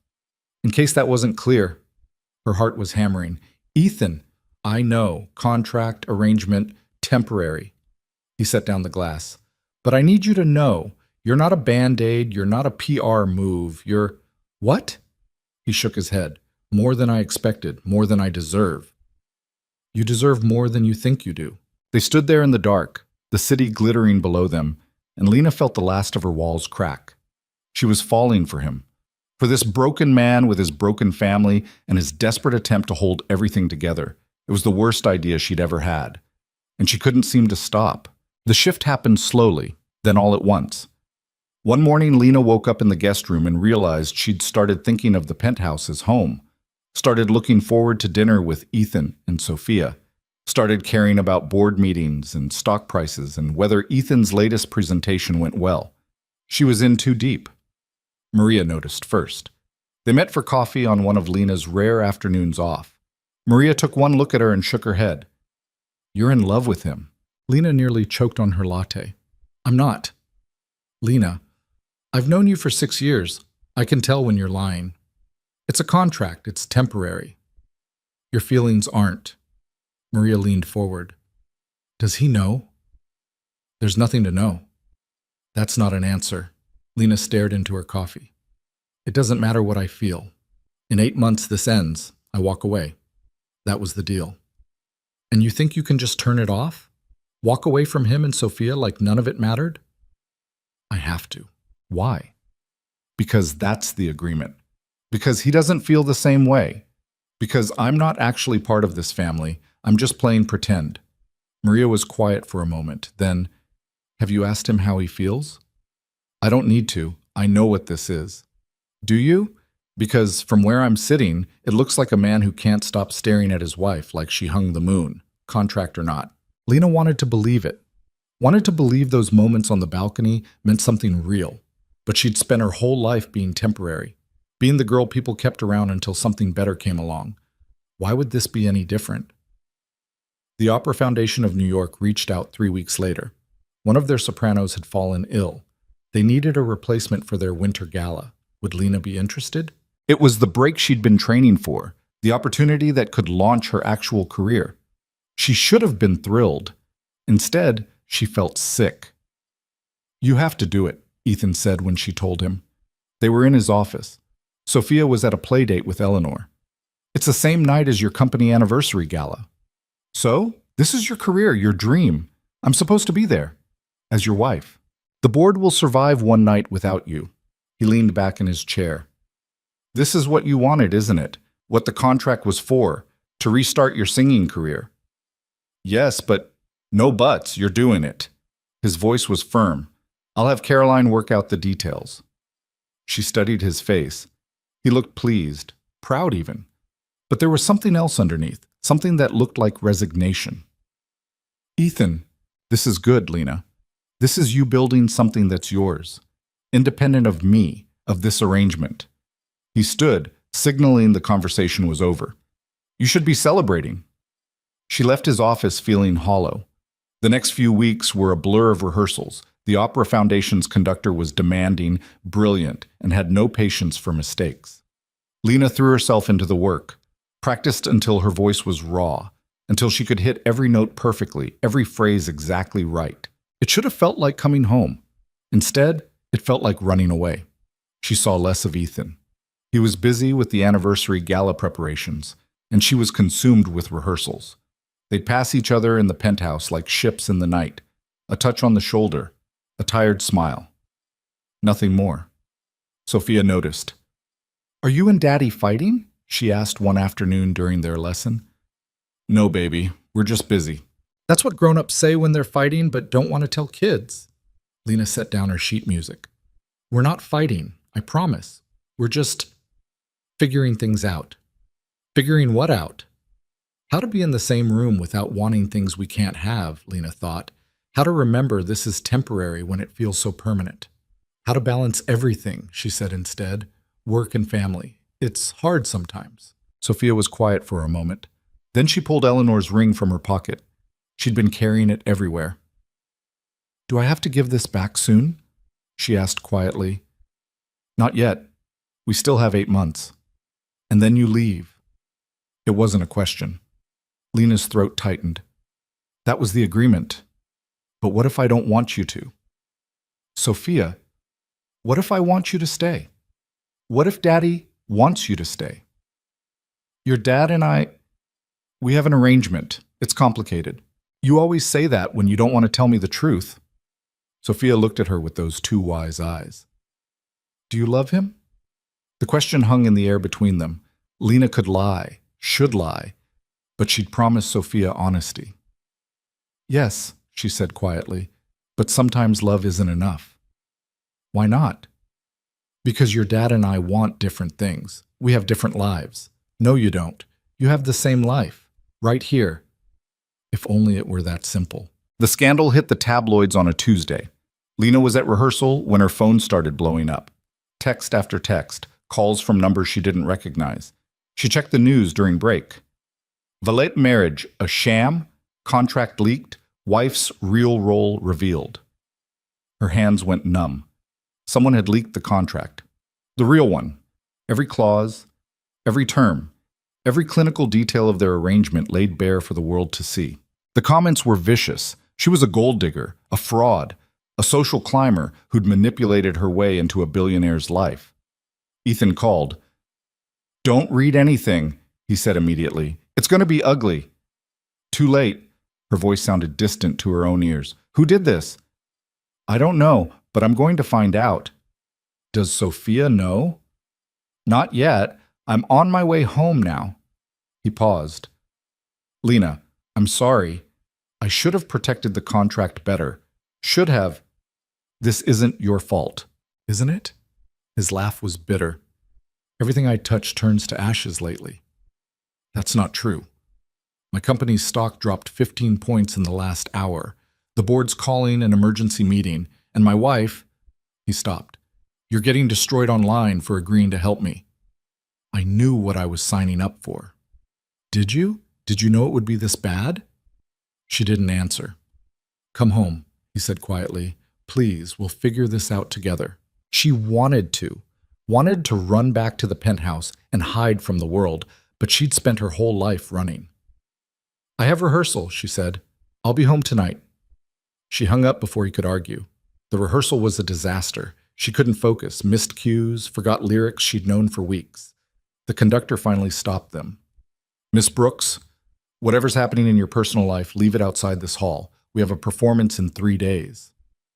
I'm sorry. I don't need apologies. I need perfection. He tapped his baton against the stand. From the top. Lena made it through the rest of rehearsal on autopilot.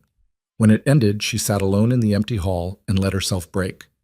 She'd been so stupid, thinking this could work, thinking she could play house with a billionaire and walk away unscathed. The truth was messier, more complicated.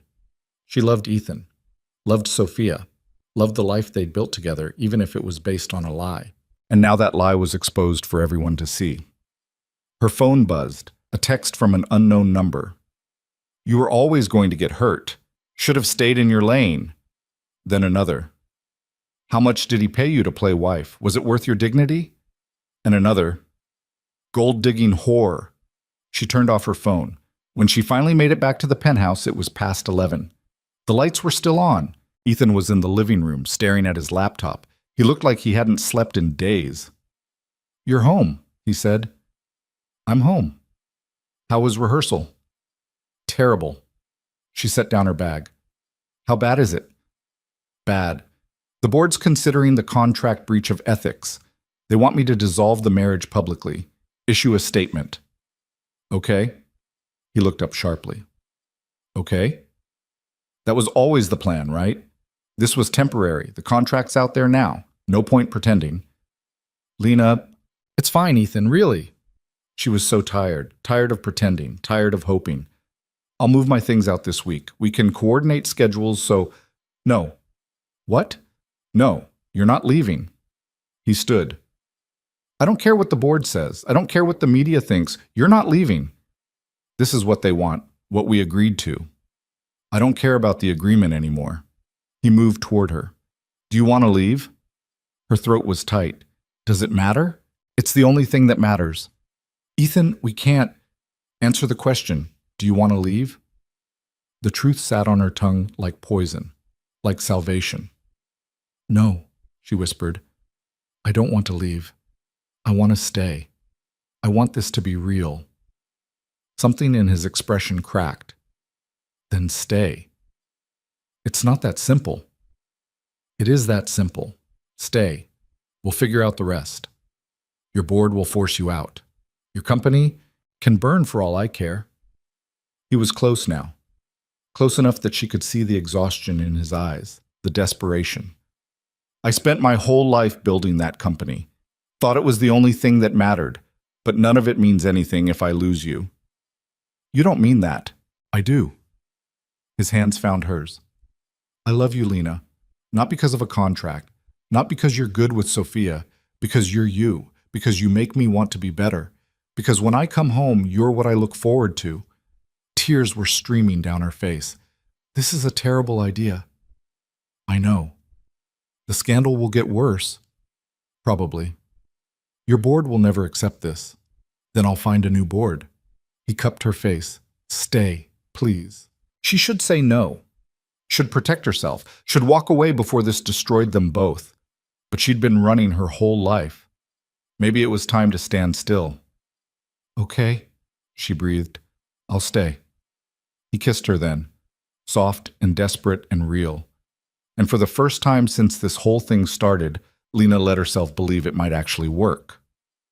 The next morning, they woke to find Victoria's interview splashed across every news outlet. She'd done a full exposé, talked about Ethan's controlling nature, his obsession with appearances, how the marriage to Lena was just another business move, a calculated play to save his reputation. She painted Lena as a victim, poor, desperate, manipulated by a man who saw people as assets. The worst part was some of it was true.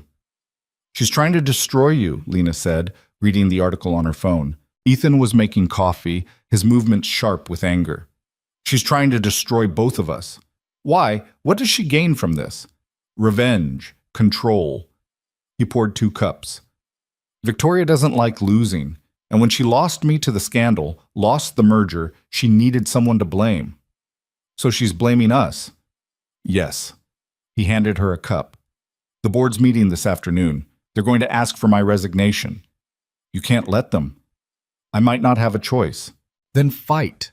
Lena set down the coffee. You taught me that. To fight for what matters. So fight. What if I lose? Then we lose together. She took his hand. But we don't give up. Not now. Not when we've come this far. He pulled her close, pressed his forehead to hers. How are you so brave? I'm not. I'm terrified. You don't show it. Neither do you. They stood there in the kitchen, holding each other, while the world tried to tear them apart. Sophia found them like that. Are we okay? She asked quietly from the doorway. Ethan and Lena pulled apart. Lena knelt down to Sophia's level. Come here, baby. Sophia ran to them. They wrapped her in their arms. We're going to be okay, Lena said. All of us. Together. Promise? Lena looked at Ethan. He nodded. Promise. The board meeting was brutal. Lena insisted on attending. The board members were merciless. They had copies of the contract, copies of Victoria's interview, evidence of stock drops and lost partnerships.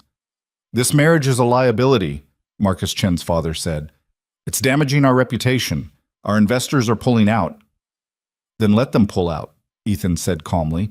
I'm not ending my marriage to appease people who were never loyal to begin with. You built this company on loyalty. No.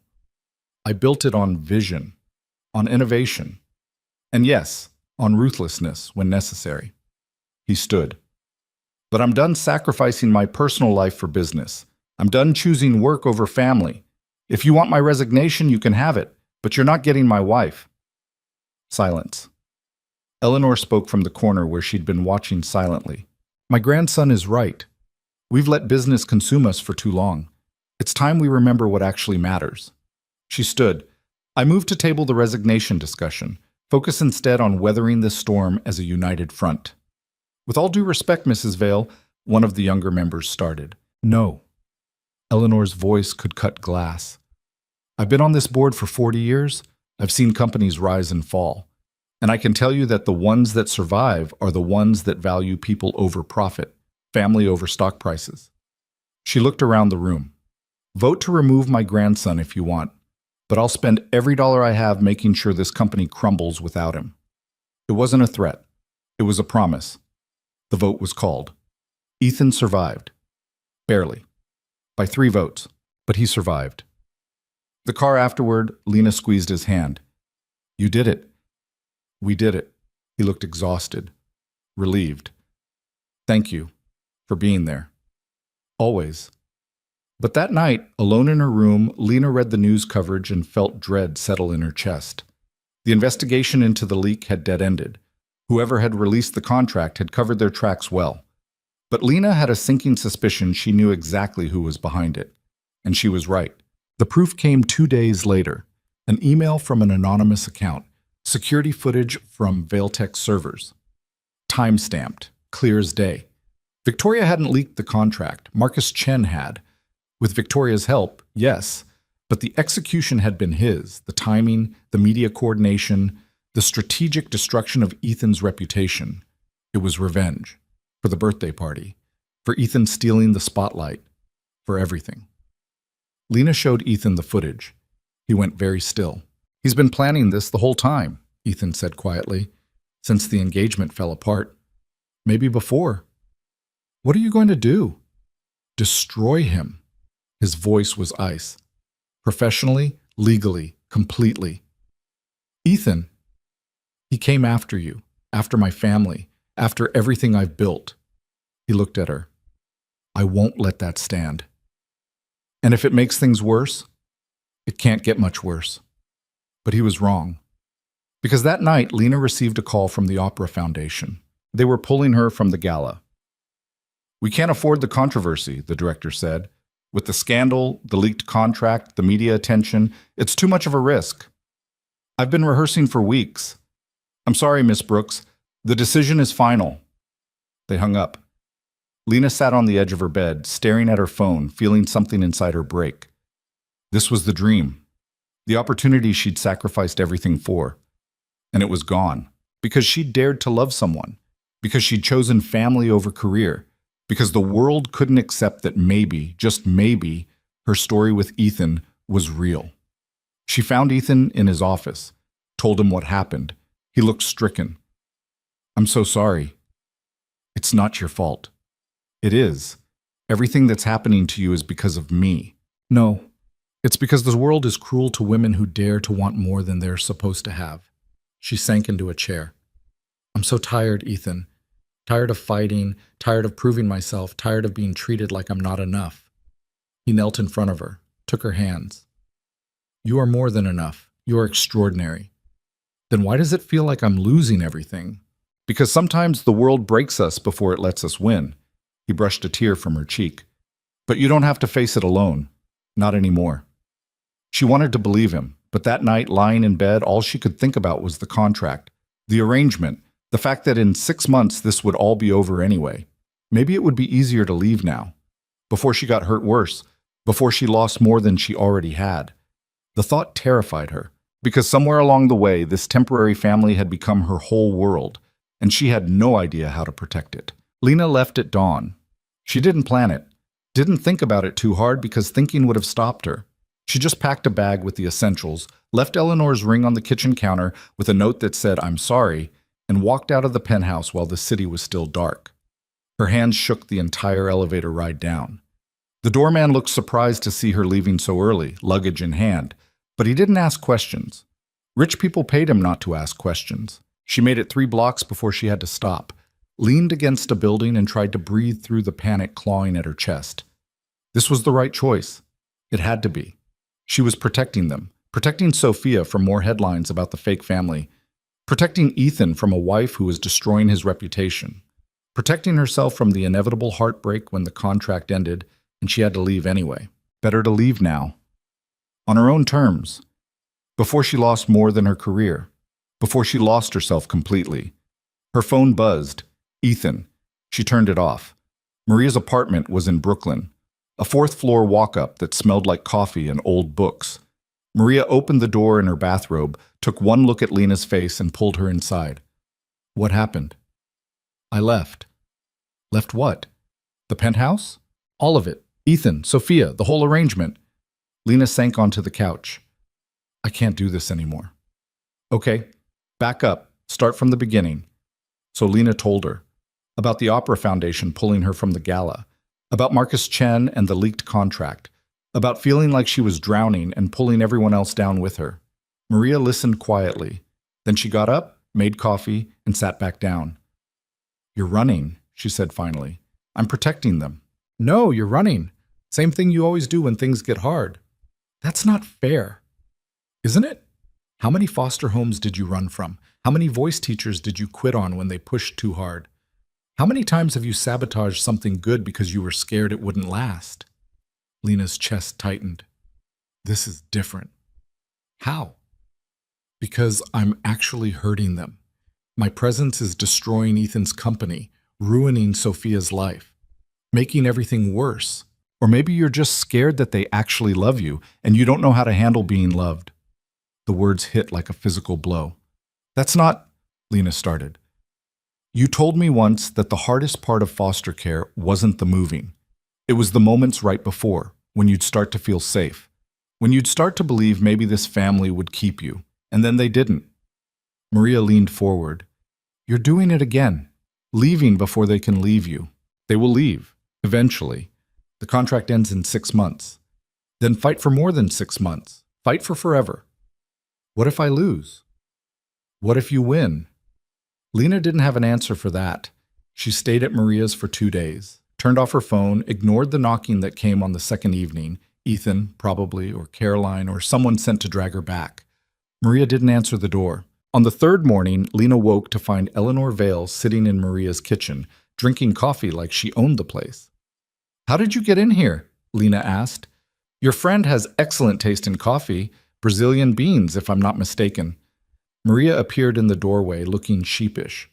She was very persuasive. I'm 82 years old. People assume I'm harmless. Eleanor set down her cup. Sit, child. We need to talk. Lena sat. Eleanor studied her for a long moment. Then, my husband left me 3 times before we finally made it work. What? The first time I was too young, too scared of what loving him meant. So I ran. Married someone safe, someone boring. Spent 5 years being miserable before I realized safe isn't the same as happy. Mrs. Vale. The second time, he was the one who ran. Got scared when I got pregnant with Ethan's father. Thought he couldn't be a father, couldn't handle the responsibility. Disappeared for 6 months. What did you do? Hunted him down. Told him he was being an idiot. That fear was normal, but running was cowardice. She smiled slightly. He came back. We had 43 good years together before he died. And the third time? That was me again. After his first heart attack, I convinced myself I was protecting him by leaving. That the stress of our relationship was killing him. She poured more coffee. Took our son showing up and telling me I was being selfish for me to realize the truth. Which was? That love isn't about protection. It's about presence. About showing up even when it's hard, especially when it's hard. Lena's eyes were burning. I'm destroying Ethan's life. No. Marcus Chen and Victoria are trying to destroy Ethan's life. You're just an easy target. Eleanor leaned forward. But here's what they didn't count on. You're not easy. You're stubborn and brave and exactly what my grandson needs. I'm a waitress who got lucky. You're a woman who survived foster care, worked 3 jobs to pay for voice lessons, and built a life from nothing. You're a woman who looked at my impossible granddaughter and saw potential instead of problems. You're a woman who stood up to a boardroom full of vultures and defended a man you barely knew. Eleanor's eyes were fierce. You are not lucky, child. You are extraordinary. And it's time you started believing it. The tears came then, hot and messy, and everything Lena had been holding back for days. Eleanor moved around the table and pulled her into a hug that smelled like expensive perfume and strength. Go home, she said softly, to your family. They need you. What if it doesn't work? Then it doesn't work. But you'll know you tried, and that's worth more than running. Maria drove her back to Manhattan. The morning traffic was terrible, giving Lena too much time to think, to doubt, to wonder if she was making a mistake. You're doing the right thing, Maria said, reading her mind. How do you know? Because you're terrified, and you're doing it anyway. That's how you know. They pulled up to the building. Lena's hands were shaking. Want me to come up with you? Maria asked. No, I need to do this alone. Call me after. Promise. The doorman looked relieved to see her. Miss Brooks, Mr. Vale's been... I know. Is he home? In his office. Lena took the elevator up. Her heart was hammering so hard she thought it might break through her ribs. The penthouse was quiet. Too quiet. She found Ethan in his office, staring at his computer screen. He looked terrible. Unshaven, wrinkled shirt, the kind of exhausted that came from not sleeping. He looked up when she entered. Went very still. Lena. Hi. For a long moment, neither of them moved. Then Ethan stood slowly, like he was afraid she might disappear if he moved too fast. You came back. I came back. Why? The question was so quiet, so broken. Because I was wrong. About leaving. About protecting you by running away. She stepped into the room. Because I love you. And I'm tired of being scared of that. Something in his expression cracked. I thought I'd lost you. You almost did. I almost let you. She moved closer. But someone very wise told me that love isn't about protection, it's about presence. Eleanor. She's terrifying and wonderful. Yes, she is. He crossed the space between them. I'm sorry for everything, for the scandal, for the contract, for putting you in this impossible position. I'm sorry too, for running, for not trusting that this could be real. Is it? His hands found hers. Real? Yes. Messy and complicated and probably doomed to have more scandals. But real. He kissed her then, deep and desperate and full of all the words they hadn't said. When they pulled apart, they were both shaking. Where's Sophia? Lena asked. With Caroline. I didn't want her to see me falling apart. He touched her face like he still couldn't believe she was there. She's been asking for you, every hour, wanted to know when you were coming home. I'm home now. Are you? Really? Yes. If you'll have me. If I'll... He laughed, broken and relieved. Lena, I've been in love with you since you stood in that service corridor and called me out for humiliating you. Maybe before. I just didn't know it yet. That's a terrible confession, very unromantic. I'm a terrible romantic, but I'm yours. If you want me.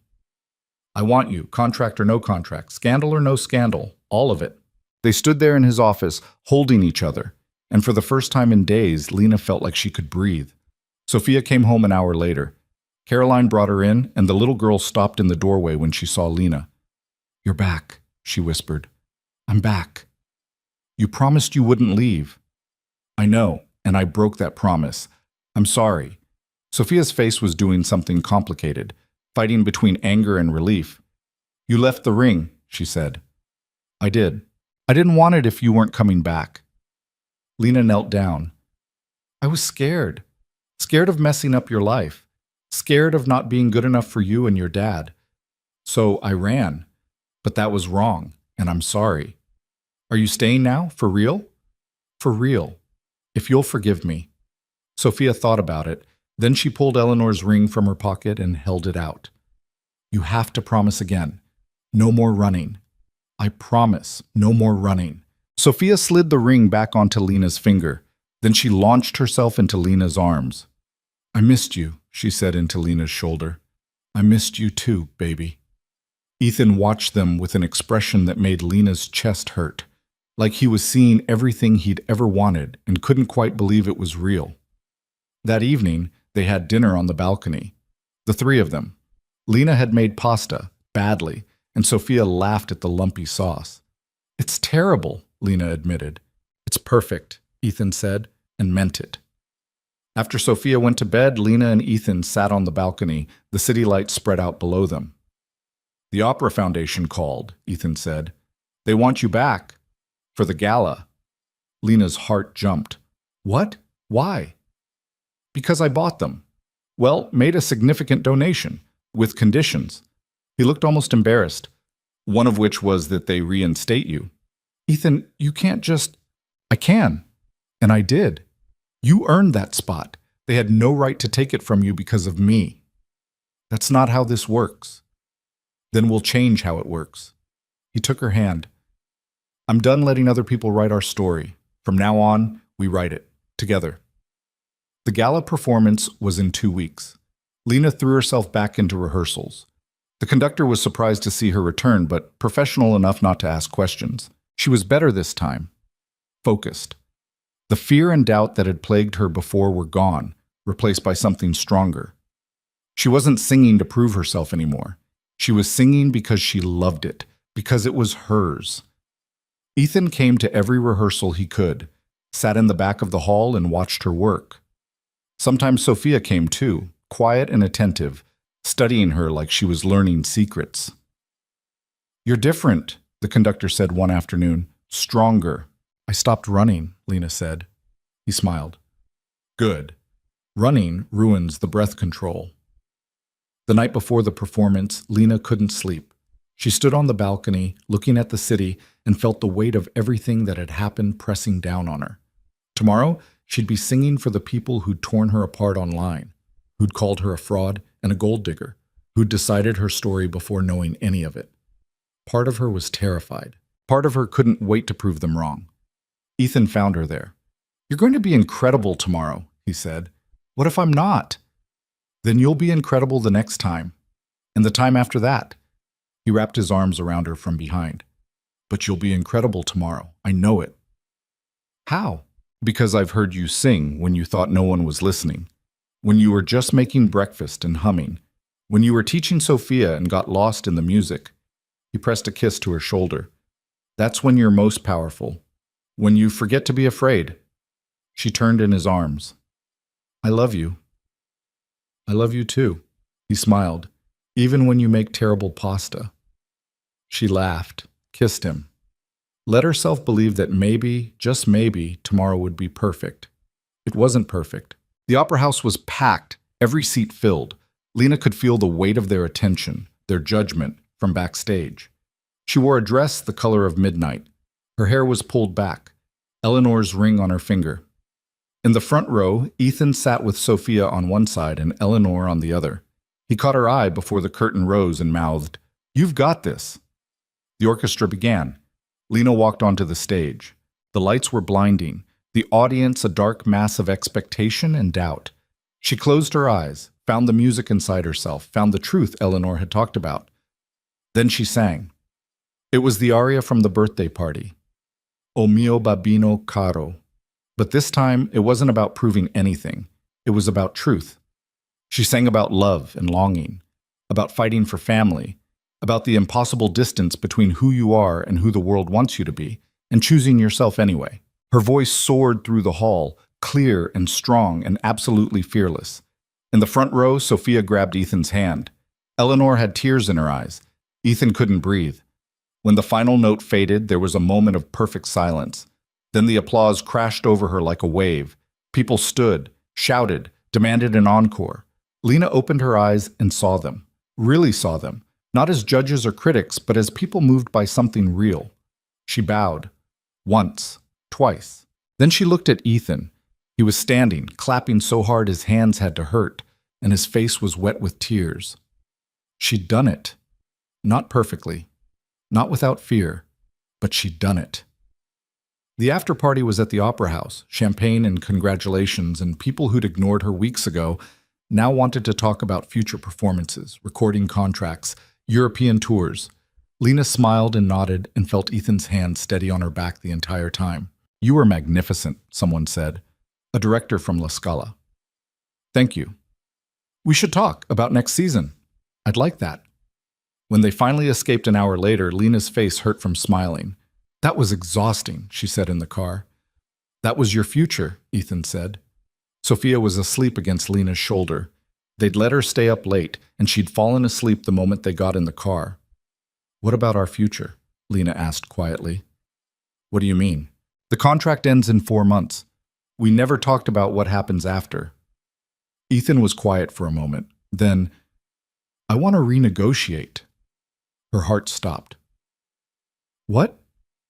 New terms. New arrangement. He looked at her. I want forever. Real marriage. Real family. All of it. Ethan, I know it's fast. I know we should probably wait, be practical. Think it through. He took her hand. But I'm done being practical. I love you. Sophia loves you. You're already family. Let's make it official. We're already married. Contract marriage. I want the real thing. Vows that mean something. A future we build together. Lena felt tears burning her eyes. That's the worst proposal I've ever heard. I know. I'm terrible at this. Ask me properly. He laughed. Then he got down on one knee right there in the moving car, with his sleeping daughter between them. Lena Brooks, will you marry me? Again? For real this time? Yes, she said. Yes, yes, yes. He kissed her while Sophia slept and the city lights blurred past the windows. They told Sophia the next morning. She was eating breakfast, actual good pancakes that Ethan had ordered from a restaurant, when Ethan cleared his throat. Your dad and I want to talk to you about something, Lena said. Sophia looked up, instantly wary. What's wrong? Nothing's wrong. The opposite, actually. Ethan glanced at Lena. We want to get married, really married, not contract married, actually married. Sophia's eyes went wide. Like with a wedding? Yes, with a wedding. Can I wear a fancy dress? You can wear the fanciest dress in the world, and I can help plan it? Absolutely. Sophia thought about it. Then, does this mean Lena's my real mom now? The question hung in the air. Lena's throat was tight. I'll never replace your mom, but I can be someone who loves you, if you want. I want. Sophia looked at both of them. I want us to be a real family. We already are, Ethan said. We're just making it official. The wedding was small, just family and close friends in Eleanor's garden. Late spring, when everything was blooming. Sophia was the flower girl. She took the job very seriously, practicing her walk for weeks. Maria was Lena's maid of honor. She cried through the entire ceremony. Eleanor officiated. She had some kind of online minister certification from years ago and had been waiting for an excuse to use it. We're gathered here today, Eleanor said, to watch these two idiots finally admit they're in love. Lena laughed through her tears. Ethan couldn't stop smiling.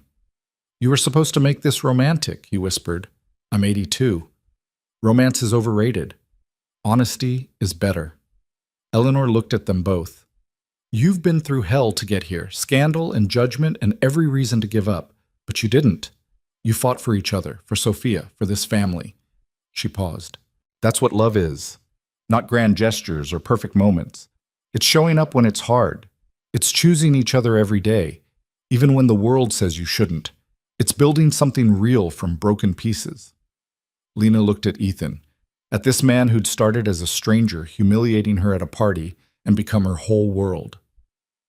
I love you, she whispered. I love you too. They exchanged rings, real ones this time, not borrowed from Eleanor. You may now kiss, Eleanor said. Finally. The kiss was soft and perfect and full of promise. When they pulled apart, Sophia was there, squeezing between them. Group hug, she demanded. They laughed and pulled her in. And standing there in Eleanor's garden, surrounded by people who'd become family, Lena finally understood what she'd been running from all those years. Not love, not belonging. She'd been running from the fear that she didn't deserve it. But she did. They all did. The reception lasted until sunset. Dancing and terrible speeches and Sophia eating so much cake she made herself sick. This is the best day ever, she said, lying on the grass with frosting on her face. Agreed, Lena said, lying beside her. Ethan joined them, loosening his tie. My grandmother just told me she expects grandchildren within 2 years. Eleanor needs to mind her business, Lena said. She's 82. She has no intention of minding her business. They lay there together, watching the stars come out. What happens now? Sophia asked. Now we live, Ethan said. Together, as a family. What about work?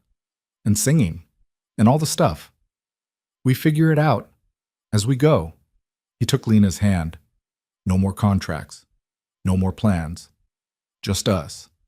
Lena looked at the ring on her finger, at the little girl beside her, at the man who'd seen her when she was invisible and loved her anyway. Just us, she agreed. 6 months later, Lena sang at La Scala in Milan. Ethan and Sophia were in the front row. She dedicated the performance to them. A year after that, Ethan stepped back from day-to-day operations at Vailtech, appointed a new CEO, stayed on the board but focused more on family. 2 years after that, Sophia started formal voice training. She was good, really good. She gets it from you, Ethan said, watching her practice. She gets it from herself, Lena corrected. We just gave her space to bloom. They had dinner together every night, no matter what, no matter how busy their days were. It was a rule, a promise. Family first, always. Some nights they talked about everything. Some nights they barely spoke, just existed together. Both were perfect. The scandal faded. Marcus Chen's company collapsed under investigation. Victoria married someone else, someone richer, and disappeared from their lives. The world moved on to new controversies, new stories, and Lena learned that the most radical thing you could do was simply be happy. Loudly. Unapologetically. She sang at opera houses around the world, built a career on her own terms, taught masterclasses to young singers who reminded her of herself. Ethan transformed Vailtech into something more ethical, more human, focused on innovation that actually helped people. Sophia grew up surrounded by music and love and the knowledge that family wasn't about blood or contracts or perfect moments. It was about showing up, choosing each other, building something real from broken pieces. On their 5th anniversary, they went back to the Ashford Grand, the same ballroom where it all started. Should we recreate it? Ethan asked. I could humiliate you. You could sing, for old time's sake. You're an idiot. I'm your idiot. Unfortunately, but she was smiling. They danced in the empty ballroom, no music except what they hummed, no audience except each other. Do you ever regret it? Ethan asked. All of this. The scandal, the contract, the chaos. Lena thought about it. About the girl she'd been 5 years ago, invisible, scared, convinced she didn't deserve good things. No, she said. I don't regret any of it. Not even the terrible pasta. Especially not the terrible pasta. They danced until the night manager politely asked them to leave. Outside, the city was alive with lights and noise and possibility. What should we do now? Lena asked. Anything we want. And for the first time in her life, Lena believed him. Because home wasn't a place. It wasn't a contract or an arrangement or a carefully planned future. Home was this, right here, with these people who'd chosen her and kept choosing her every single day. Home was love, messy and imperfect and absolutely real. And it was finally hers.